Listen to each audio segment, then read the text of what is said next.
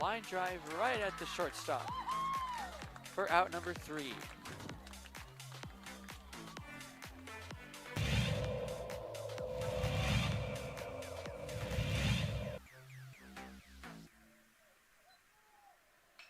Apodaca ripped to left field. That will bounce in, so it's going to be extra bases as they'll have to chase that one at the wall in the warning track. Flipped up, there's no play at home. So it's an RBI double for Andrew Apodaca.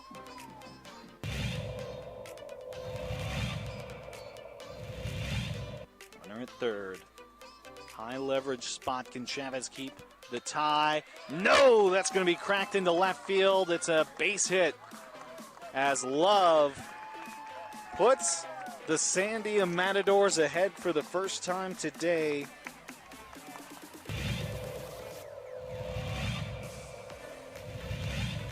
The 0-2. It's upstairs, goes to the backstop, and the run will not score. Gun down at home.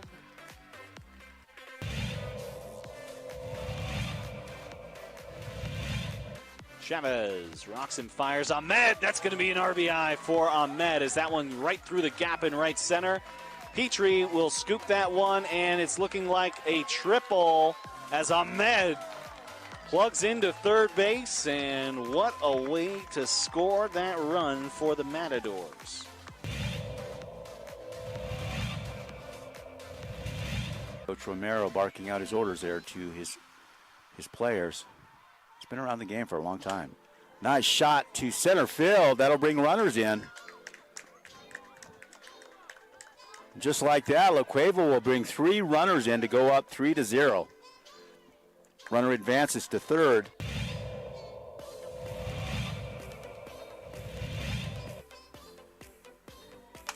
Shot to center. That looks good. That's gone. Man, outstanding center shot there. As La Cueva will score. Antonio Lucero, second baseman, quite the hitter.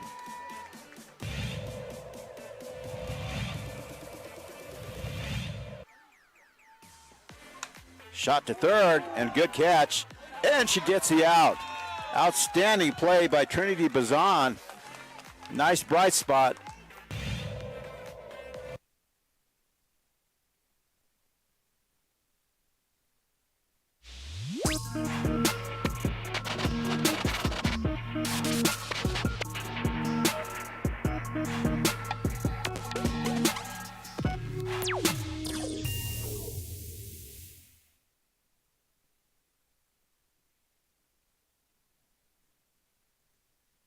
We would like to thank the following sponsors for making this broadcast possible.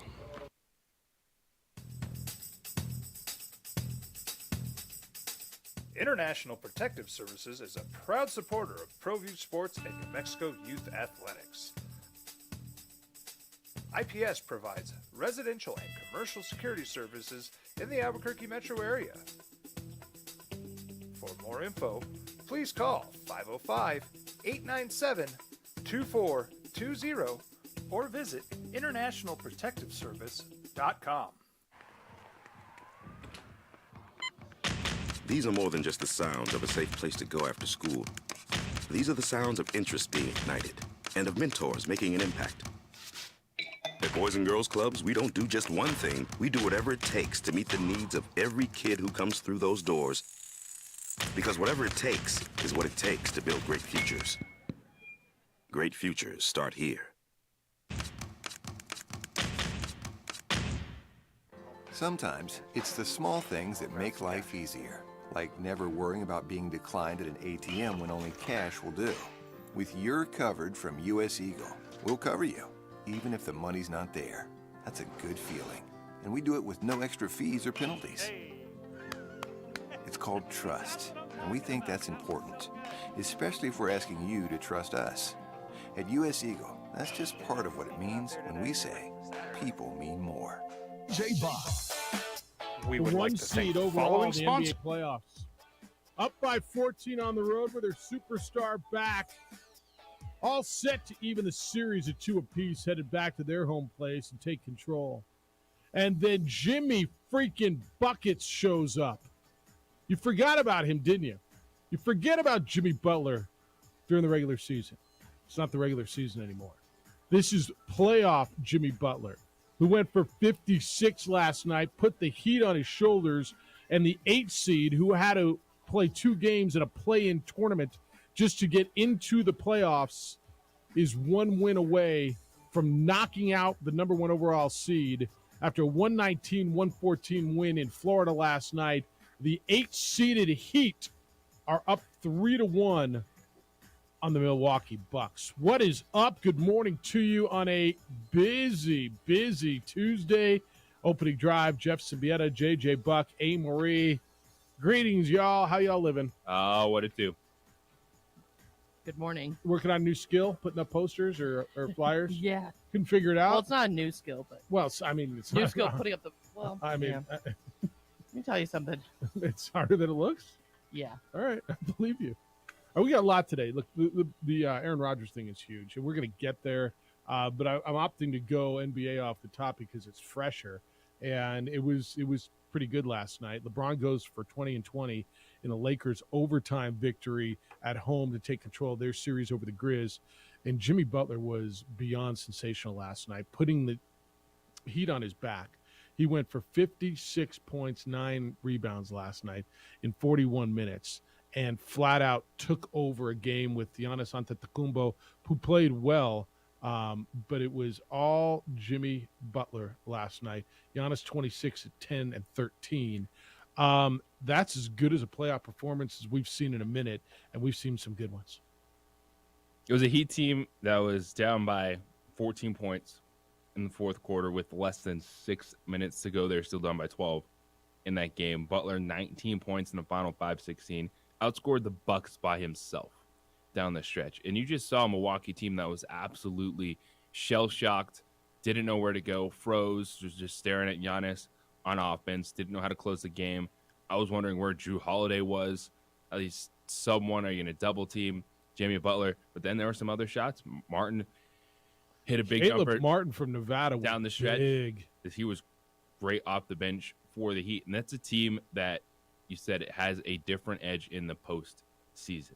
When they come in, Jimmy Butler won that game by himself offensively, but then his teammates decided to make some nice plays down the stretch. And I was sitting there just wondering, how is Milwaukee not adjusting to anything in the fourth quarter? Like, they froze, and you do not expect that from a team that's won a championship, that has a ton of veteran players on the floor, and they had no idea what to do with it. I just thought they looked sloppy. I thought they looked overwhelmed. They turned the ball over. They couldn't make a shot.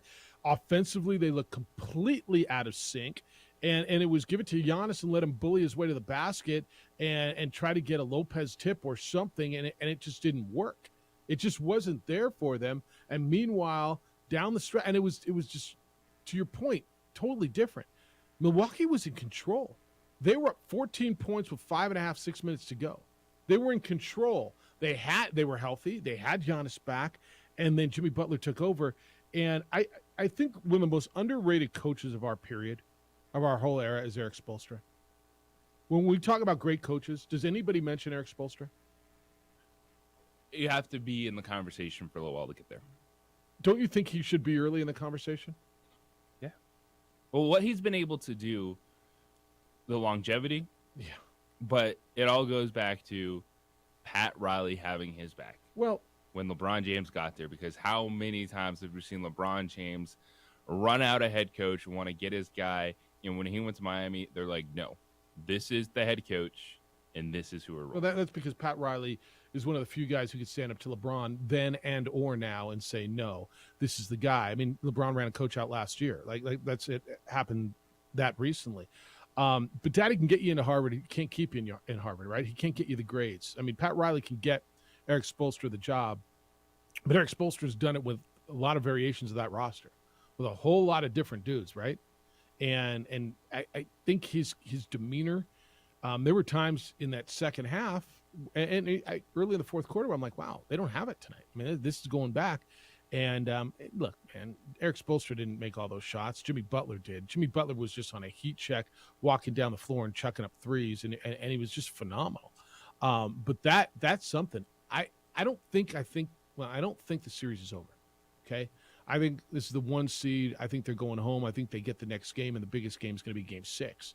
But the Bucks are reeling right now, and this is I say it every year, and I said it again this year. Miami is a different team in the playoffs. There's a different grit to them, and Jimmy Butler's a different dude in the postseason. Yeah, and there were 2 teams coming out of the play-in. It was the Lakers and it was the Heat. You're looking at it going, oof, that's not great first-round matchup for whoever's going to match up against them because of the talent and the star players, the go-to players that each of these teams has. And Milwaukee thought they could get by Miami without Giannis. They were going to play the long game. They're going to play it safe. Giannis took that hard fall, missed a couple games, and then they find themselves in this hole, and especially losing this game the way they did, blowing a double-digit lead in the fourth quarter with the way Giannis was playing. They're in trouble. Whew. Yeah, they're in trouble. Do you think it's over? Because I don't. I don't think the Bucks win the series. You don't. You think it's done in 6? They have to win 3 straight games. Yeah, I know they do. I don't think I they get the right. math. So you think it ends in 6? I think Miami can get one of the next 3 games. Yeah, so they get the one at home and then they lose. Okay. I look overall. I still think Milwaukee's a better team overall. I think so too, talent-wise. But Miami is just a different beast in the playoffs. The other game last night, overtime in Los Angeles. LeBron James hits a big shot with 30 seconds to go in overtime. Almost won it in regulation with a launch that was just after the buzzer in regulation, and he goes for 20 and 20. Terrific game for him, and they beat the Grizzlies last night. In fact, the LeBron's numbers last night were 22 points, 20 rebounds, and 7 assists at 38 years old, and played 45 minutes last night. 117-111. Lakers take control over the Grizz. That one I do feel is over. Don't you? Yeah. This is one where Memphis, they're going to be going to that offseason going, where did this all go wrong for us? We got the Lakers in the first round. They got the Lakers in the first round, but everything that hasn't been about basketball for this team continues into this series. Dillon Brooks trying to poke the bear, just being an absolute disaster of a basketball player on the floor. The moments that they're right there. Like the end of the game, that situation, you got Jaren Jackson blocking the shot. It goes right to Ja Morant in transition, behind the back pass to Desmond Bane, and then LeBron James stepping up, hitting a huge layup, sending it to overtime, just crushing Memphis. Where'd it go wrong? So I think it starts with Dillon Brooks. I think the Ja Morant injury, I don't think he's 100%, although he's playing well, right? I think what were his numbers last night? 19 points on 8 for 24 shooting. I don't think. Does he know what a Euro step is? No. Does he know he doesn't have to try to dunk over every human being? Yeah, and it'd be a good tool for him. It'd be a really good tool for him. Like, oh, that guy's setting up to take a charge. Let me get around Euro step. Yep. Let me get around him. So there have been some great bleep talkers in basketball, right, over the years. Larry Bird and Michael Jordan. And I hear that all the time. Well, those guys talked a lot of bleep. Yeah, they did. You know what they did? They backed it up. Dillon Brooks backed it up by going 4 for 11 shooting. He scored 11 points, had 5 rebounds. That's all his talking. And that 38-year-old dude who he said was too old. And by the way, why would you do that? You're never going to be that guy. You're not that guy. You're not what he was. You're not what he is. You never will be. I don't know if that helps his brand. Like, you guys, is that helping his followers? Does it help him get endorsements? What is all the absolute junk that he talks? And then, I know you and I differ on, but bottom line is he did slug LeBron in the set. What does it do for him? What's it getting him? Is it helping his team? Is it helping him? Is it helping his brand? Because I think it's going to get him run out of Memphis. Well, and it's as much as people can feel one way about LeBron James. Yeah. Who has thrown this dude off his game? Nobody. Like it's no. The one thing with Dillon Brooks, he's not Lance Stevenson. Like if I you guess remember, that's the one dude. No, that's fair. When he was whispering, Like, blowing in his ear, whispering in his ear, Yeah. getting at whispering, he was LeBron. blowing, just blowing in his ear.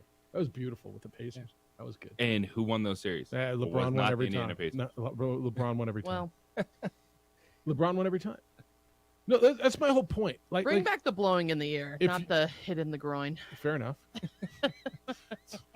One sets While them, both the other intimate- Yeah, doesn't. do you know what I mean? Like at least one is just trying to poke the bear. Both in which one's trying to poke Yeah, the I bear? don't know. While both intimate in their own way, I one feels a little less painful. This is my whole thing on the talk. If you're going to talk, I think that's fine. Back it up, right? And we used to hear the stories, and we still hear Larry Bird would tell you what he's going to do to you and then do it, right? You can't guard me. I'm going to go left and take 2 dribbles, and I'm going to splash one in your face, and he does it. Right? Jordan would talk all the junk. Kobe would talk, but those guys backed it up. What is Dylan Brooks doing to back up anything? Like, who the hell is Dylan Brooks? If he didn't talk, would you know who he is? Honestly, he's a nice player on a good team. If he didn't just talk all the mess, is that why he does it? Because he would just be Desmond Bain? I don't know, who's that guy? Right? Desmond Bain's No, Desmond Bain's real. I get it, but who knows who he is? Yeah. Is my point. No, Desmond Bain is the second best player on that team. I get it, but is that why he's doing it?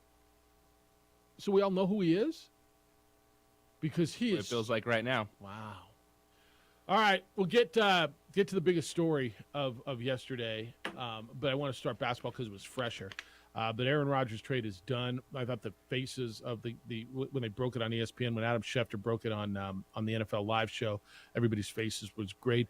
One of the things we talked about yesterday happened, what it means now, and now we can go forward to the draft, break it down, and who got what, but more so, what does it mean for those two franchises going forward? That's next. 505-246-0610 is how to get here. Want your thoughts as we go through this, because I know you have thoughts on this one. On the opening drive on 95.9 FM and AM 610, the Sports Animal. This report is sponsored by Staples Stores. Right now during Staples free.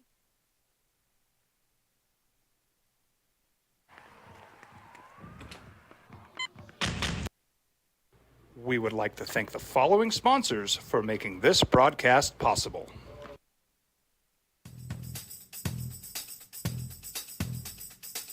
International Protective Services is a proud supporter of ProView Sports and New Mexico Youth Athletics. IPS provides residential and commercial security services in the Albuquerque metro area.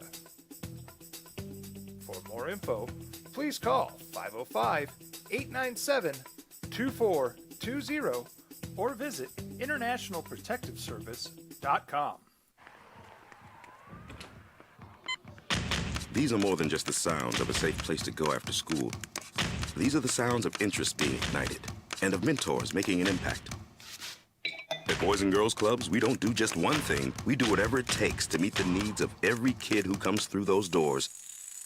Because whatever it takes is what it takes to build great futures. Great futures start here. Sometimes it's the small things that make life easier, like never worrying about being declined at an ATM when only cash will do. With You're Covered from US Eagle, we'll cover you, even if the money's not there. That's a good feeling. And we do it with no extra fees or penalties. It's called trust, and we think that's important, especially if we're asking you to trust us. At US Eagle, that's just part of what it means when we say people mean more. We would like to thank the following sponsors for making this broadcast possible.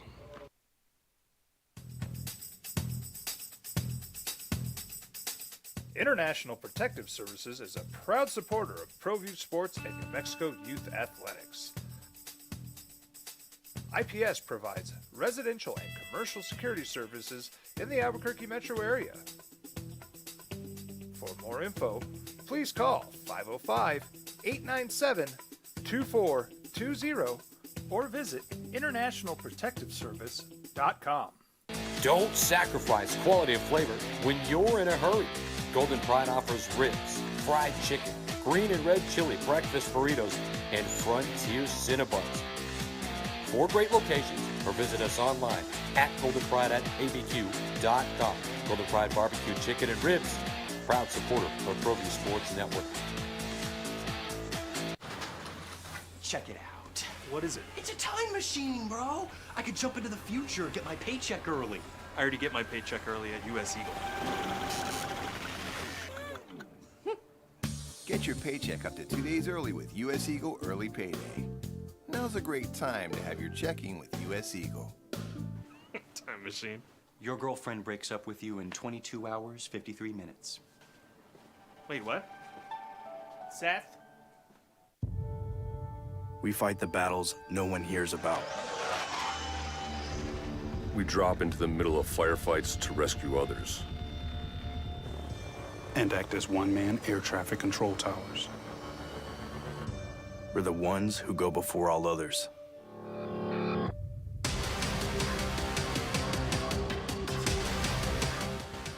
U.S. Air Force Special Warfare are proud supporters of ProView Sports.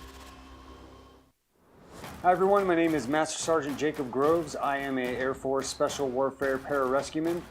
Air Force Special Warfare are proud supporters of ProView Network and New Mexico Youth Sports. Air Force Special Warfare operators are critical thinkers. They maintain a high level of fitness, they take initiative, and they don't quit. For more information on Air Force Special Warfare, contact me at the number listed below. U.S. Air Force Special Warfare are proud supporters of ProView Sports. As a mom, I try to make the best choices for my family and our health. That's why I choose Western Sky Community Care. It's a Medicaid plan with quality health coverage and special benefits like Boys and Girls Club membership credit, additional dental benefits, and wellness and support programs. I decide which Medicaid plan is right for us. I choose Western Sky Community Care. Learn more about Western Sky Community Care by visiting discoverwesternsky.com today. Well, I'm going to the frontier, walking to the cashier, order up a root beer and a number one. Cover it with green stuff and one scoop. Is the Packers a little deeper? They're a little different. Yeah, a little bit. Probably different PMS colors, they like to say in the business. Aaron Rodgers is a Jet, or will be soon, or they've agreed to making Aaron Rodgers a Jet. So the Packers get it. Upper 30s quarterback and send him to the Jets. Yesterday we were talking about what would it take. It's the opening drive. Jeff Symbieta, JJ Buck, A. Marie. You can get in on this at 505-246-0610. That is also it's the 377 Brewery hotline. It is also the text line, so you can send text there. So I said, it almost felt like, to me, the sticking point here was a first-round pick. The Jets weren't going to give up a first, and the Packers wanted a first. And so I asked you yesterday, do you think they swap first-round picks this year, right, 13 and 15? They save face and move on, and that's kind of what they did in respect. They swap first-round picks this year. The Packers will get the Jets' second-round pick next year, which I believe will turn into a first-round pick. If Aaron Rodgers plays 65% or more of the snaps this year, that pick turns into a first-round pick. And then they get number 207. The Jets get 207. I think. I mean, to me, why didn't they just listen to us? No, because we had the trade broken down yesterday. You pretty said, much did, right? You said Come swap, on. and I'm like conditional first. Boom. Right? It was done. I mean, it felt like we got this done. Let me just tell you something. I think you know this. No matter what you do, no matter how much you plan, it comes down to the deadline, right? The deadline basically was Thursday. They want both teams want to get this done before the draft. Like, dude, I run an annual event, and I can order my stuff in right now, and I will still hope it gets here by the day I need it in December. You know what I mean? It's just, it doesn't matter. I think both teams come out of this well, and I've been listening. Well, the Packers didn't get enough. I think they did. I kind of think they did. They've got the 13th overall pick this year. They get the 2023 fifth round pick, right? Or that goes the other way. That goes to the Jets, and they get the conditional. I think the conditional was the big deal. So they're going to have a first round pick next year from the Jets. Now, will it be a 28th? I think it'll be a mid 20s, 22 ish. Don't you? I don't think the Jets are the best team in the AFC. Everybody's telling me the Jets are going to the Super Bowl. I'm like, really? Still got to get by the Bills in their division. Got to get by the Dolphins. They got to get by the Chiefs. They got to get by the Bengals. There's a lot in the AFC right now that they got to get by. And I think they're young. I think they've got a really nice roster. I watched Aaron Rodgers not play great last year, and you're going to tell me it was because he had young wide receivers. Okay. I can't think he's going to get better. I don't think he's going to fall off the cliff. I think they're good. I think they're a playoff team. I think everybody won here. I really do, and I don't think that happens very often. It's one of the New York Jets. What this does is you feel that you should be able to compete in every game. And yes, you're trying to climb that ladder. It's Patrick Mahomes, Joe Burrow, Josh Allen in your own division. But you bring in Aaron Rodgers, and you believe that you could be one of the teams playing in the AFC Championship game. Yeah. And it's fun. Let's watch this whole thing play out. Injuries are going to be a big deal. Development of young players is going to be a big deal. What happens in this coming draft is going to be a big deal. Robert Saleh has proven to be, I think, a pretty good coach. What can he do? And then with that offensive staff, now they've got weapons. They've got a young running back who's coming off an injury, but I thought had a terrific rookie year before his injury. They went out and got some more receivers to go with Garrett Wilson, who I think is going to be a star. They had a young defense that was good. They got after the quarterback. They had, I think, depth in the secondary. They seem to have everything that you need right now, and now they can go for luxury and depth. Don't you think in the draft? I mean, this is a team now that's set in a division that's got the Bills. If you're asking me who I think is better, I still think the Bills are better. You'll say why, and I'm like, well, because they won last year and the Jets didn't, and I don't know that I think the only reason the Jets didn't win was quarterback play, although they got some horrible quarterback play. I'm still going to lean on the Bills a little bit. Who do you like between Miami and I think the Jets a little bit over Miami, but maybe you can convince me on Miami. And the only reason I like the Jets better than Miami is because I think they've got more stable quarterback play. I'm not convinced that I think Tua is going to be there for 16, 17 games. That's the only reason. I look at what the Dolphins have done and what their weapons are and what they stockpiled defensively, and I think they've got a good young coach. Like those are three playoff teams. No, there was a moment where I really thought Miami was better. I think what really just puts me the other way now is one thing Aaron Rodgers does is he, for the most part, stays healthy, right? I mean, he's there every week for the most part. Even when he's injured, he plays. And I can't sit there and think, if I put an over and under, it's at 12.5 games that Tua will start. Which way would you go? And for the Jets, what is just so massive is they'll be picking 15th. They kept one of those second-round picks, so they still have 43. Yeah. And so you have 2 picks in the top 43 in the draft to add to a roster that people like, that you have a quarterback that is going to allow you to compete in every single game. And I'm with you. I think both teams come out in a good place. The fact that the Packers, barring injury, guaranteed themselves a first-round pick next year was big, because I thought that would be the hardest thing to do, is guarantee yourself a first-round pick. Because I don't see, like you said, something happens and you get hurt, it changes everything. But I expect Aaron Rodgers to play more than 65% of the snaps next season. And so you get yourself that first-round pick. I thought it might even hinge on him deciding to play or not another season. That's where that was a big thing for the Packers to get that pick regardless. I think that concession in getting it at 65% is an insanely manageable number. And to your point, whether or not he plays the second year, because Lord knows what he's going to do, what he decides. And by the way, isn't his deal, like, they've got to redo the contract, right? Because he signed a 3-year contract extension in March of 22, so 22. I guess there's 2 more years left on that deal, right? $150 million. How do you feel this thing went? Who do you think got the better end of it? Or do you think they both turned out all right? What do you think? I think I think the Packers did. I think they have a future young quarterback, and they need to start building around it. Well, they're going to find out if they do, right? Right. And I think they've set themselves and this up. is the normal process. It's just people can't get over Jordan Love being drafted in the first round. Was that 3 years ago? I can't remember how many years ago. It was a while ago now. Yeah. It was a while ago now, so he's had some time to develop, before. and I think both teams, this is just what they needed. Well, I think they set themselves up too, where if in fact he's not the guy, that they've got assets that they could either move up in the draft or they're find something next year to get the guy if they don't think Jordan Love's the guy. But this is a year, because if he's not the guy, then theoretically they're not going to be very good, so they'll have a high draft pick of their own, right? and then they'll have the Jets. And if they want to move up and get, a 1, 2, 3 pick, if they're not there, they can package them both and move up, right?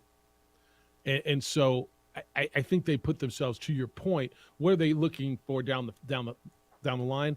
All right, here's our guy. If he's not, we'll know for sure this time next year, and we've got assets that we can go up and figure out who the next guy is. Yes. Over under 2.5 years for Aaron Rodgers. Under. I think he's doing 2. And I've heard people tell me 3. No. I think he's doing 2. I like 2. Now, why do I think that? Why do I think he won? I don't know. Look, this is going to be a really interesting morphing of a human being, because this isn't Green Bay, Wisconsin now. Okay? Now, you're going to tell me, well, he's built for this. I don't know that he is or he's not. No matter what you want to say about that guy, he's different. And while he doesn't love the spotlight, he loves the spotlight. Does that make sense? While he likes to play coy and pretend, he likes, low-key. Well, he's going to a place where he can't avoid it. That market is crazy. Snap back at you in a press conference. Right. No, this is a different... like Green Bay, he's king. Like New York, it's like, okay, well... Yeah, we eat guys like that for supper. Yeah. Right? We chop them up and put them in a... We're going to be wishy-washy. You're going to beat the Patriots, and we're going to love you, he but, becomes a dirty dog. So do you think he thrives there? Well, part of the evolution, too, is... Does this, I guess, reignite a fire in Aaron Rodgers? He's sitting there in the dark cave thinking he's retiring, walking away from the game. He comes out, and then he's like, yeah, the Packers are done with you. And he's like, oh, okay. And now he's going to Broadway. When we come back, I want to get into this, because how does this go? Here's a guy who's as high profile as there is, kind of likes you to think that he's not. There's no getting away from this. There will be a trying moment next year. Whether they lose 2 out of the gate, whether they lose 2 in a row, there will be. How does that go, and how's that going to play? I want to get into that, because I think that's as big a part of what's going on here as the football team. How is he going to deal with this transformation and this change? Because his life is changing in a big way. On the opening drive on 95.9 FM and AM 610 Sports Animal. Louisiana Boulevard. We would like to thank the following sponsors for making this broadcast possible. We fight the battles no one hears about. We drop into the middle of firefights to rescue others. And act as one-man air traffic control towers. We're the ones who go before all others.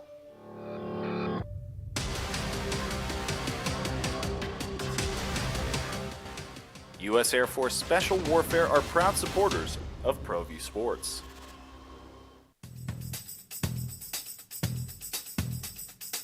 International Protective Services is a proud supporter of ProView Sports and New Mexico Youth Athletics. IPS provides residential and commercial security services in the Albuquerque metro area. For more info, please call 505-897-2420 or visit internationalprotectiveservice.com. Check it out. What is it? It's a time machine, bro. I could jump into the future, get my paycheck early. I already get my paycheck early at US Eagle. Get your paycheck up to 2 days early with US Eagle Early Payday. Now's a great time to have your checking with US Eagle. Time machine.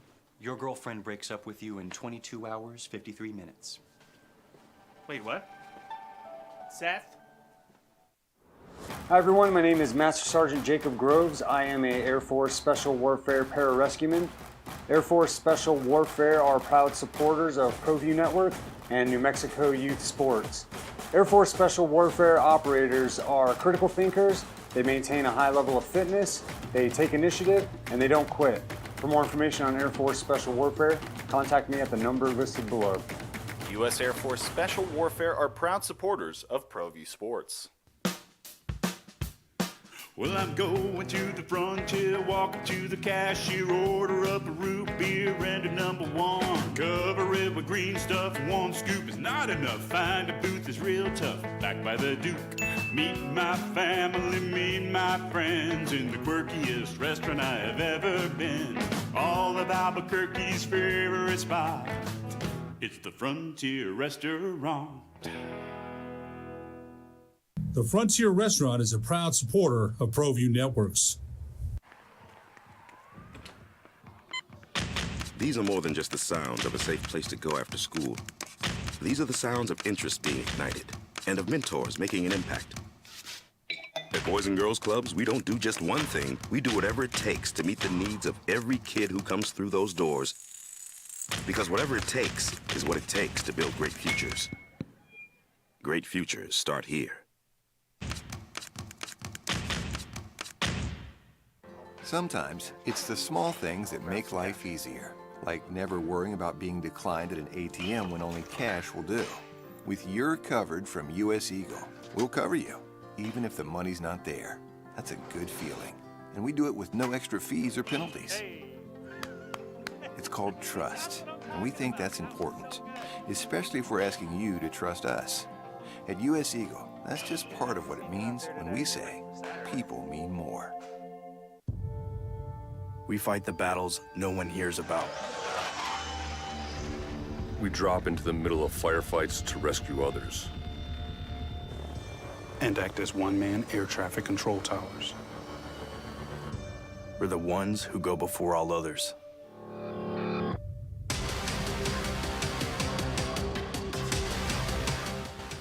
U.S. Air Force Special Warfare are proud supporters of ProView Sports.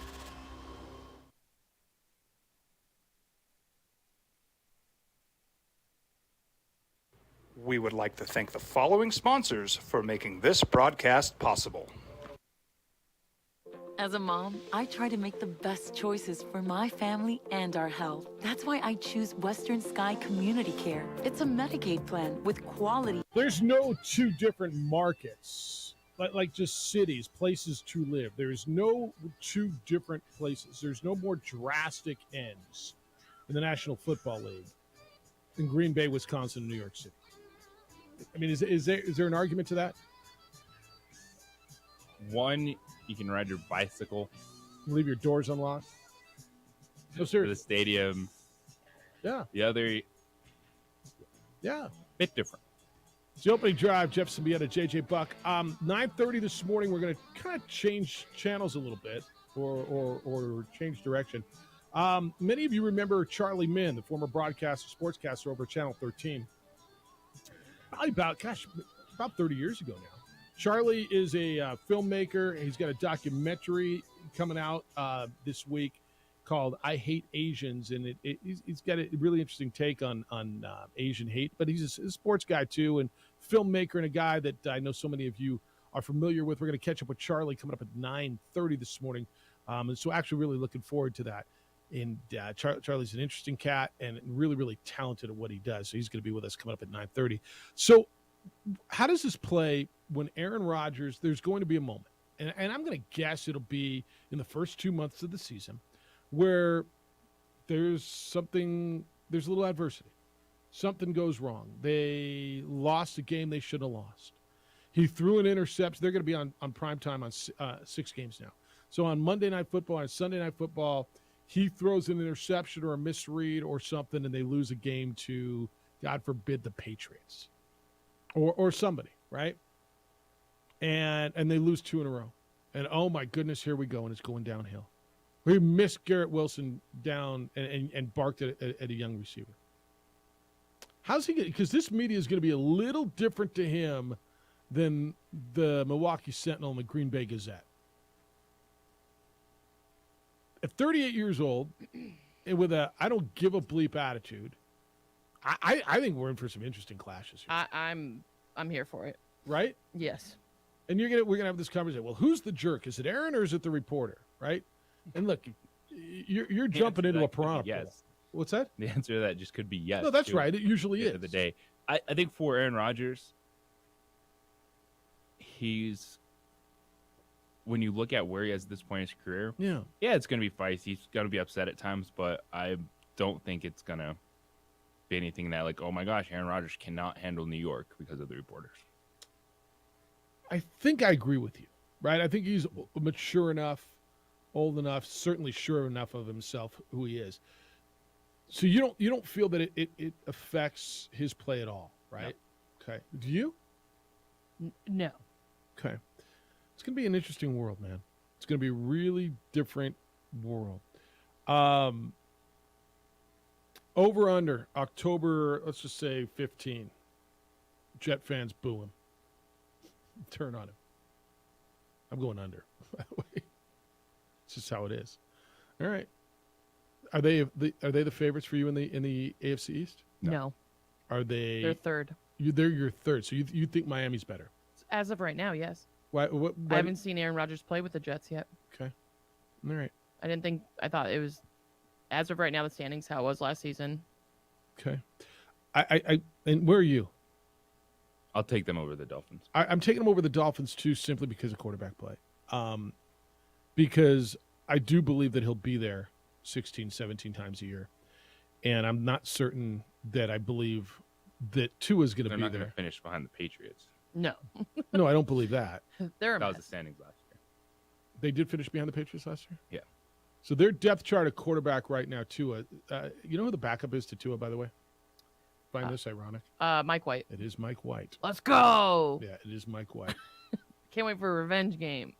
And there will be a Mike. We want to bet? Oh, I promise you there will be a Mike White revenge game. Tua's not, if Right. I see Tua play 17 games this season. No, I'm not Tua's going to putting be broken at some point, Yeah. and it's going to be against Totally. the Jets, and it'll be on Monday night or a Sunday night, Totally. and it'll be Mike White game, and it'll be in the Meadowlands. Mike Ooh, maybe White it'll be against, for like a wild card spot. Mike White oh, against that'd be Aaron so Rodgers. good. Yep. Give me a wild card spot. My game. money's on Mike White. My money's there. All right, we also had good NBA last night. Lakers win in overtime, 117-111. They beat the Grizzlies. They're up 3-1. LeBron had 22 and 20. And then Jimmy Butler went freaking bonkers down in Florida as the Heat came back and beat the Bucks after being down by 14 points with about 5.5, 6 minutes to go. Final score there was 119-114. I know you want to talk some hoops. Travis, good morning. You're on the Sports Animal. Hi, Travis. Good morning, fellas. What's up? Listen, if there's ever a question about whether a journalist who is interviewing Aaron Rodgers is a jerk or Aaron Rodgers is a jerk, generally speaking, let's say 99% of the time, you know the safe answer. Yes. Both? Not hard. Oh, sorry. I'm going with Rodgers. Come on. And I think you're right, Jeff. Like the under is the smart bet on that. Yeah. You give him 2 or 3 games, they'll be booing him as he should be booed. I think the Packers came out. Even I'm not even talking about draft capital, but let's just say the Packers got back a loaf of Wonder Bread for Aaron Rodgers. That is still a good deal for them. Like getting that guy out of your team. Off your team, out of your organization. I just think he's a bad teammate. He's ridiculously selfish. The way the situation played out with his contract negotiation and the Packers needing to move on from Devontae Adams was ridiculous. But look, the Jets are such a clown show. Like, why not add a head gesture to the mix? So you don't like Aaron Rodgers? I'm trying to be objective about. Are you saying I'm not objective? kind of what I'm saying, which is fine. You've got your mind made up. You've got a definitive opinion. I appreciate that. I'm not saying it's a well informed opinion. Like, I don't know the guy, but the Jets haven't made the playoffs since before the butt fumble, and like adding Rodgers to the team isn't going to change that. Yeah. So, but look. NBA playoffs, I think you teed it up perfectly. Like, man, how good have these games been? There's so much criticism in the NBA, and a lot of it's fair about how the guys don't give consistent effort, how the play isn't consistent. But man, all of these games, ones last night, ones over the weekend, have just been so intense. And where you've seen the intensity get really ratcheted up is on the defensive end, particularly with how the Lakers played Memphis last night. And I just want to talk really quickly about this Dylan Brooks LeBron James situation. Look, I love the fact that there are guys in the league who are going to talk trash to each other. Like, I grew up in the 90s watching that kind of basketball, so I love that. I love that intensity. Guys not liking each other. Like, nowadays, the guys, go through a playoff series against another team, and then the next thing you see is they're on Instagram sitting on a banana boat together having a good time. That's right. So I like the fact that there's trash talking, and these guys legitimately, in some cases, do not like each other. But if you're going to be that guy, you got to be that guy all the way. Like, you don't get to skip game, post press conference. You don't get, you skip media after game 3 and game 4. Yeah. If you're going to talk that trash, if you're going to be That's about that, then That's sit there in front of the media and take it. 100%. I mean, if LeBron had lost game 3 and game 4, guess what? He would have sat there, taken it like a man. give him And that. by the way, Dylan Brooks, that old guy just busted your ass 2 games in a row. Good to Have hear a you, nice Travis. day. See you. All right. All right, you too. So, I'm trying, man. And as Shaq said last night, 20 and 20 is 40. LeBron just gave you 40, Dylan. He had 22 and 20, didn't he? I He mean, was making the point No, I about get it. Dylan Brooks saying he won't respect someone until they drop 40 on him. Yeah, this is Ron just said on Larry Bird. I said Larry Bird was one of the best trash talkers ever, but he backed it up, right? I mean, Dylan Brooks is who is he? Like, who would he be if he didn't talk junk? And Ron said the difference, Jeffrey, is Larry was nicknamed the ventriloquist because his trash talk was subtle. You didn't see him pounding his chest. You didn't see him in other guys' faces. Like, there's different ways to do it, I imagine. Bottom line is, anybody ever question whether Larry Bird was going to be there and hit the big shot or show up on a big game? What did Dylan Brooks do last night? Like, honestly, what did he do? It's not even like his defense is any good on LeBron.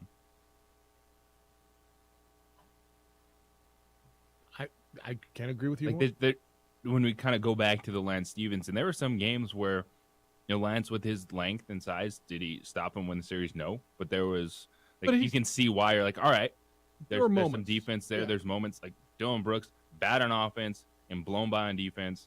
All talk, no bite. Yeah, the only guy, well, I shouldn't say the only one. The best defender on LeBron in the playoffs has been one guy, and that one guy is out for his game tonight. Again, we'll get into that. By the way, text line, Dylan is a clown and in 2 years will not be in the NBA. Thank you.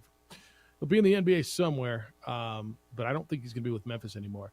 The best defender I think that's ever guarded LeBron in the postseason is on another team, and that team's facing elimination tonight. He will not play. What that means for the NBA playoffs next on the opening drive on 95.9 FM and AM 610, the Sports Animal. This report is sponsored by Discover. Discover credit card.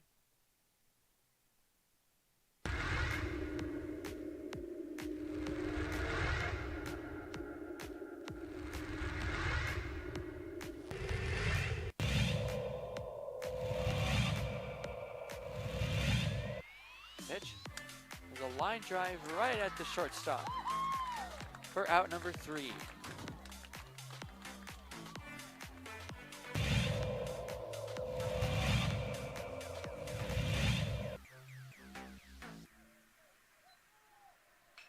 Apodaca ripped to left field. That will bounce in, so it's going to be extra bases as they'll have to chase that one at the wall in the warning track. Flipped up, there's no play at home. So it's an RBI double for Andrew Apodaca.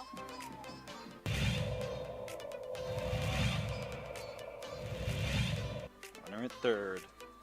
High leverage spot. Can Chavez keep the tie? No, that's going to be cracked into left field. It's a base hit as Love puts the Sandia Matadors ahead for the first time today.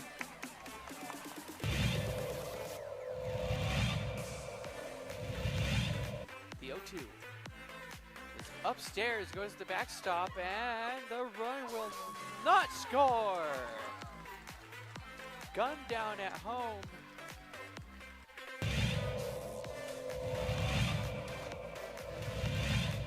Chavez rocks and fires. Ahmed, that's going to be an RBI for Ahmed as that one right through the gap in right center. Petrie will scoop that one, and it's looking like a triple as Ahmed Plugs into third base, and what a way to score that run for the Matadors.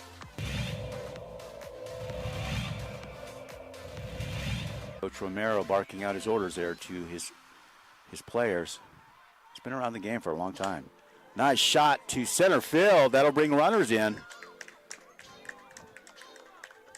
Just like that, La Cueva will bring 3 runners in to go up 3-0. Runner advances to third.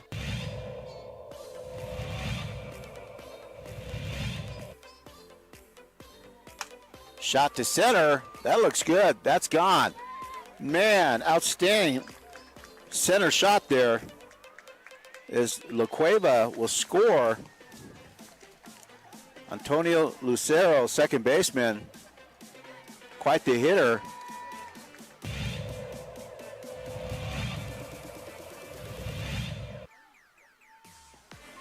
Shot to third, and good catch, and she gets the out.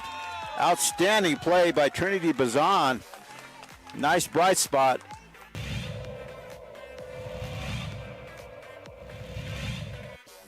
Costly errors allowed Cleveland to get 1 run back. That one sent on the ground to the left side. Throw to first in time. Throw home. Got her. Whoa, what a play.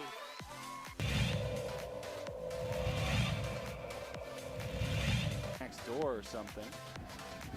Not sure, but they came out here, and Ellison cracks an RBI out to left field. That's where you got to do it.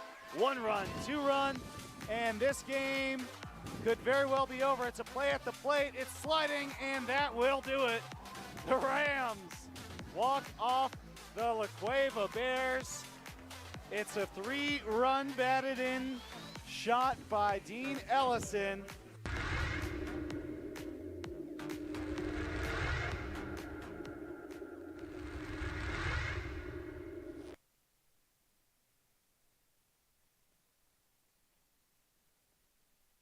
We would like to thank the following sponsors for making this broadcast possible.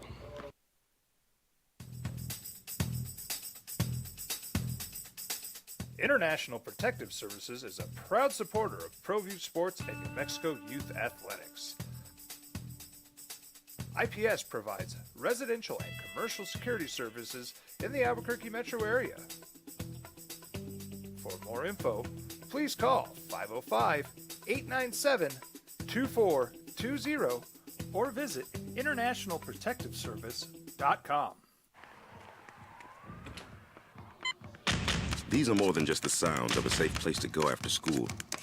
These are the sounds of interest being ignited and of mentors making an impact. At Boys and Girls Clubs, we don't do just one thing. We do whatever it takes to meet the needs of every kid who comes through those doors. Because whatever it takes is what it takes to build great futures. Great futures start here.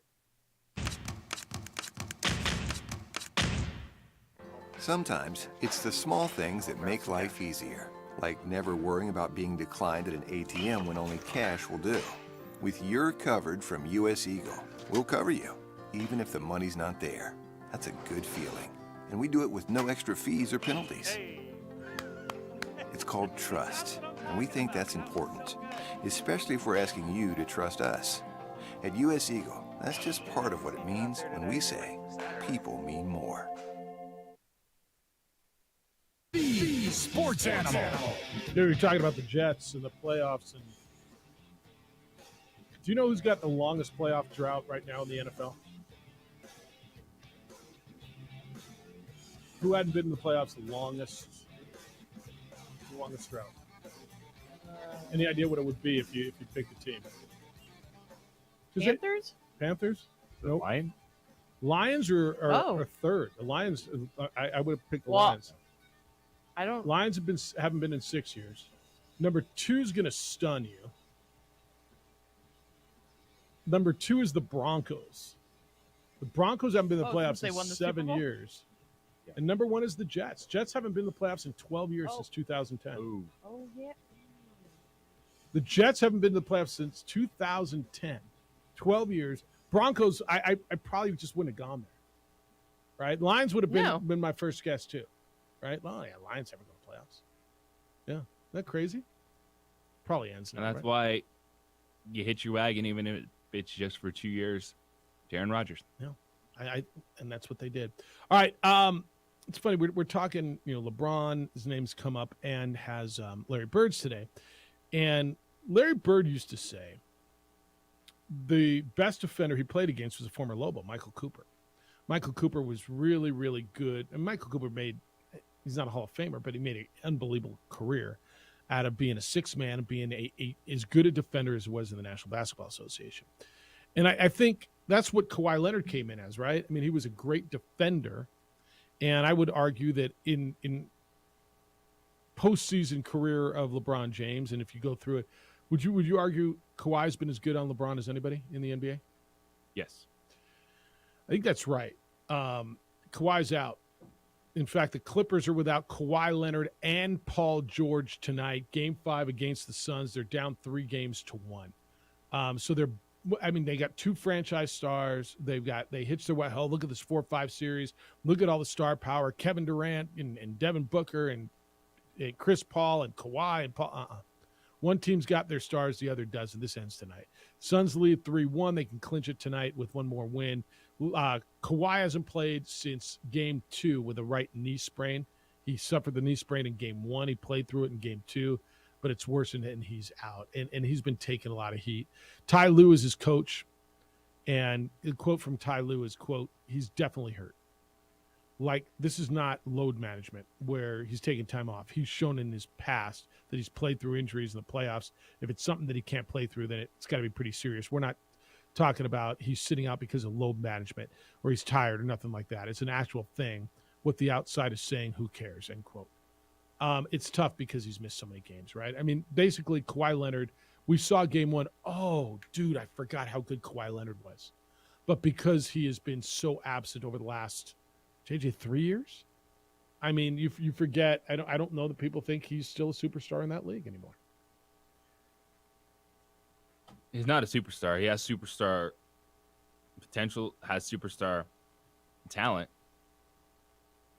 You got to play, be right? available. You got to play. And this is one that, if you're Steve Ballmer, you're the Los Angeles Clippers, if you had any hair left, you'd be pulling it out because you did everything Kawhi Leonard wanted. Everything. Load management, get him ready for the playoffs. You saw those 2 games. You're like, yeah, that dude can sit the entire regular season if he's going to end up playing like that. Right. And then he's hurt. Got him helicopters to get him to and from practice. You got him everything. How much did he make? And he makes, I mean, it's for Kawhi. It's incredibly frustrating watching it, but you're like, what's the point then? Just play. Just play as much basketball as you can. And if you happen to get hurt Tuesday night in Charlotte versus Game 1 of the playoffs, what's the difference now?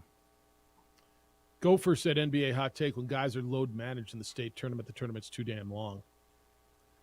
Again, I don't think this is load management. I just don't think anybody's being load management in the playoffs, right? Is anybody sitting out just to rest? You talked about Giannis in the Bucks. I think they thought they could give him extra time to heal from an injury. Yes. Yeah, I don't think they load managed Giannis. I think he got hurt and they figured, well, we could probably get by this series sitting him out, and then they realized, oh bleep, we're in deep, deep trouble. No, I don't think there's any load management going on in the playoffs, Gopher. I think this is real, issues. The Kawhi one's so frustrating. I think of 2 of the best players who've come out of San Diego State in the last decade. I think of Kawhi and I think of Steven Strasburg, right? Steven Strasburg was the number 1 overall pick in Major League Baseball, the Washington Nationals. And both now Kawhi's a Hall of Famer, right?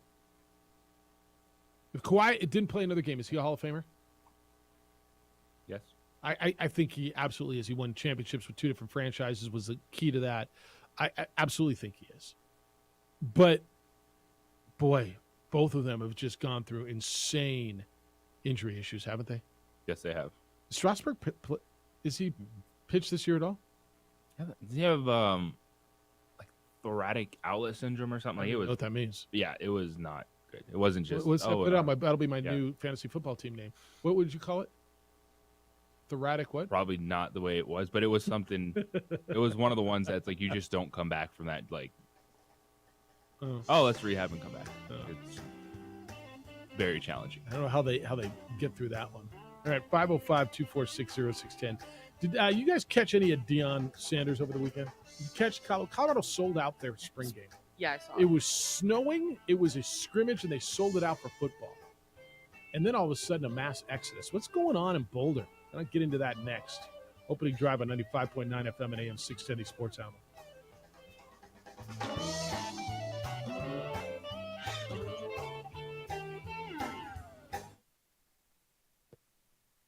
We would like to thank the following sponsors for making this broadcast possible. We fight the battles no one hears about. We drop into the middle of firefights to rescue others. And act as one-man air traffic control towers. We're the ones who go before all others.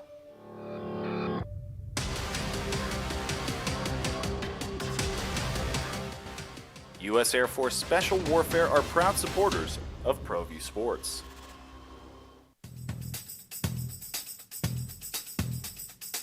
International Protective Services is a proud supporter of ProView Sports and New Mexico Youth Athletics.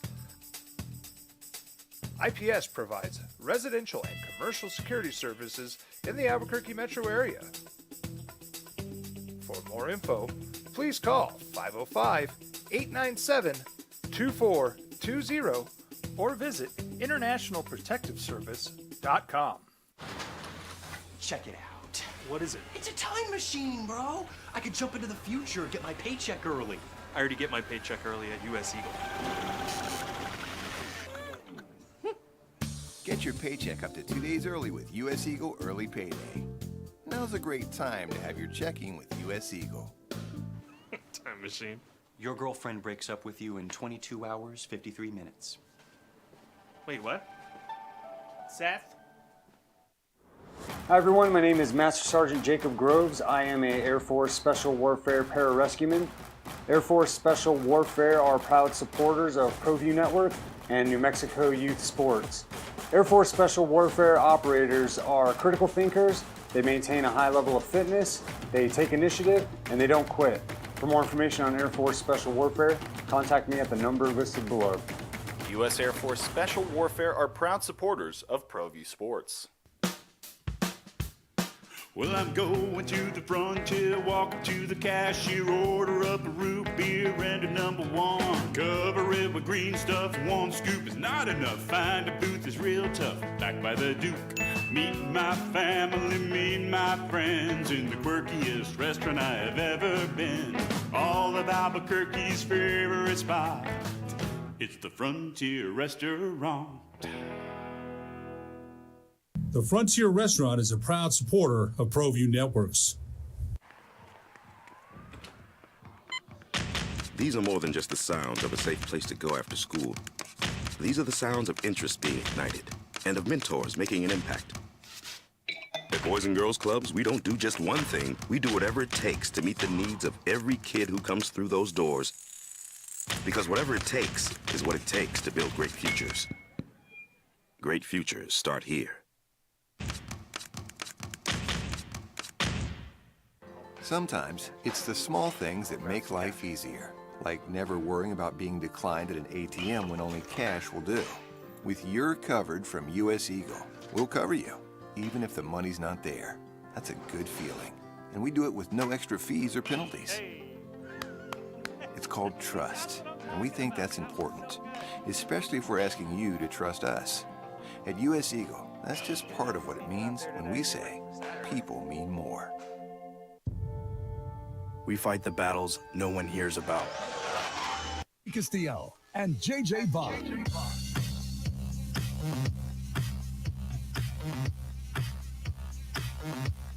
I'm not big on watching spring games. I don't watch. I don't. Do you guys watch? Like, will you watch the Alabama spring game, or maybe it already happened, or Georgia? Or ESPN's big on that. It's good programming. I know people who love college football watch that. Do you catch any of that? No, I just get all my updates from our quarterback that watches everything. From Ned? All right. Do you catch any of that? No, but when we saw what Deion Sanders in the spring game looked like all over the social media. Yeah. I I stumbled. still didn't watch it. I was like, wow. I stumbled on it too and watched for about, I don't know, 10 minutes or so. I mean, I couldn't just sit there and just watch a spring game in Colorado. But it left an impression. It really did. So a program that's been really not good for a while, really gone through some struggles. And they tried, explain it with it was hard to get kids in and transfers. And so they bring in Dion, and there's an electricity around that program. They were 1-11 last year. And then they have a spring game, their spring game, their us versus us game. And it's snowing in April in Boulder, and they sell the place out. 40,000 people up there for a spring game. So it got my attention. I mean, I don't know how it doesn't, right? I mean, that's okay. Something's going on up there, right? This is what Deion Sanders can do, and we expected to do right off the bat. He said he's amazed. He loves it. So I want to go back to his first and what Deion's doing with the social media stuff and his crew that's documenting everything that he does or everything that he wants documented. How about that? You remember that first meeting, and he told players to hop in the portal, right? Y'all go on, get in the portal, get out of here. So since last week, what's today's date? 25? So since in the last 10 days, 31 players have entered the portal. Since the spring game, which was Saturday, 18 players have entered the portal. Now, I don't know if that's good. I don't know if that's bad. Deion will probably tell you those are guys we don't want here. We're going to get guys that we can identify with, and this is just how it's going to be. Quote, this is what he said after the spring game Saturday. Y'all know that we're going to move on from some of the team members, and we're going to reload and get some kids that we really identify with. This process is going to be quick. It's going to be fast, but we're going to get it done, end quote. 31 players went through spring and bailed. 18 after the spring game. I don't know what to make of it, and I guess I don't know what to make of it until we see what they look like next year, right? But nobody's arguing with it. The chancellor loves it. They've seen significant increases in donations and season tickets, and for crying out loud, their spring game looked like an SEC game. I don't know what to make of it. I mean, it sounds like this Montana Lamonius Craig, the wide receiver, who sounds like a stud. Jordan Tyson, there's good players there. Like you want to say, hey, Danny Gonzalez, go find some players there, right? What do you make of this? It's what we're going to see happen, I think, more. It's all right, you want to put your big boy pants on, and if you want more freedom as a college athlete, then there's going to be the harsher reality that comes to the forefront. And it's not just going to be people talking about it, where you learn that, coaches recruit over kids. Coaches tell kids to go somewhere else. Yeah. And Deion Sanders is the type of guy that he didn't come up in the college football world in terms of the traditional path. He brought that this is who I am reality to it. And some people are going to appreciate it. It's going to rub some people the wrong way because college athletics has done something a certain way for so long. And honesty, a lot of times, catches people off guard.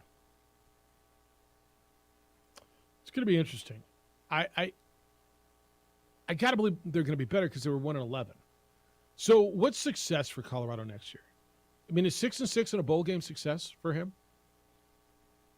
The answer to that question is yes for the program, but it's going to be no because of the hype surrounding Deion Sanders.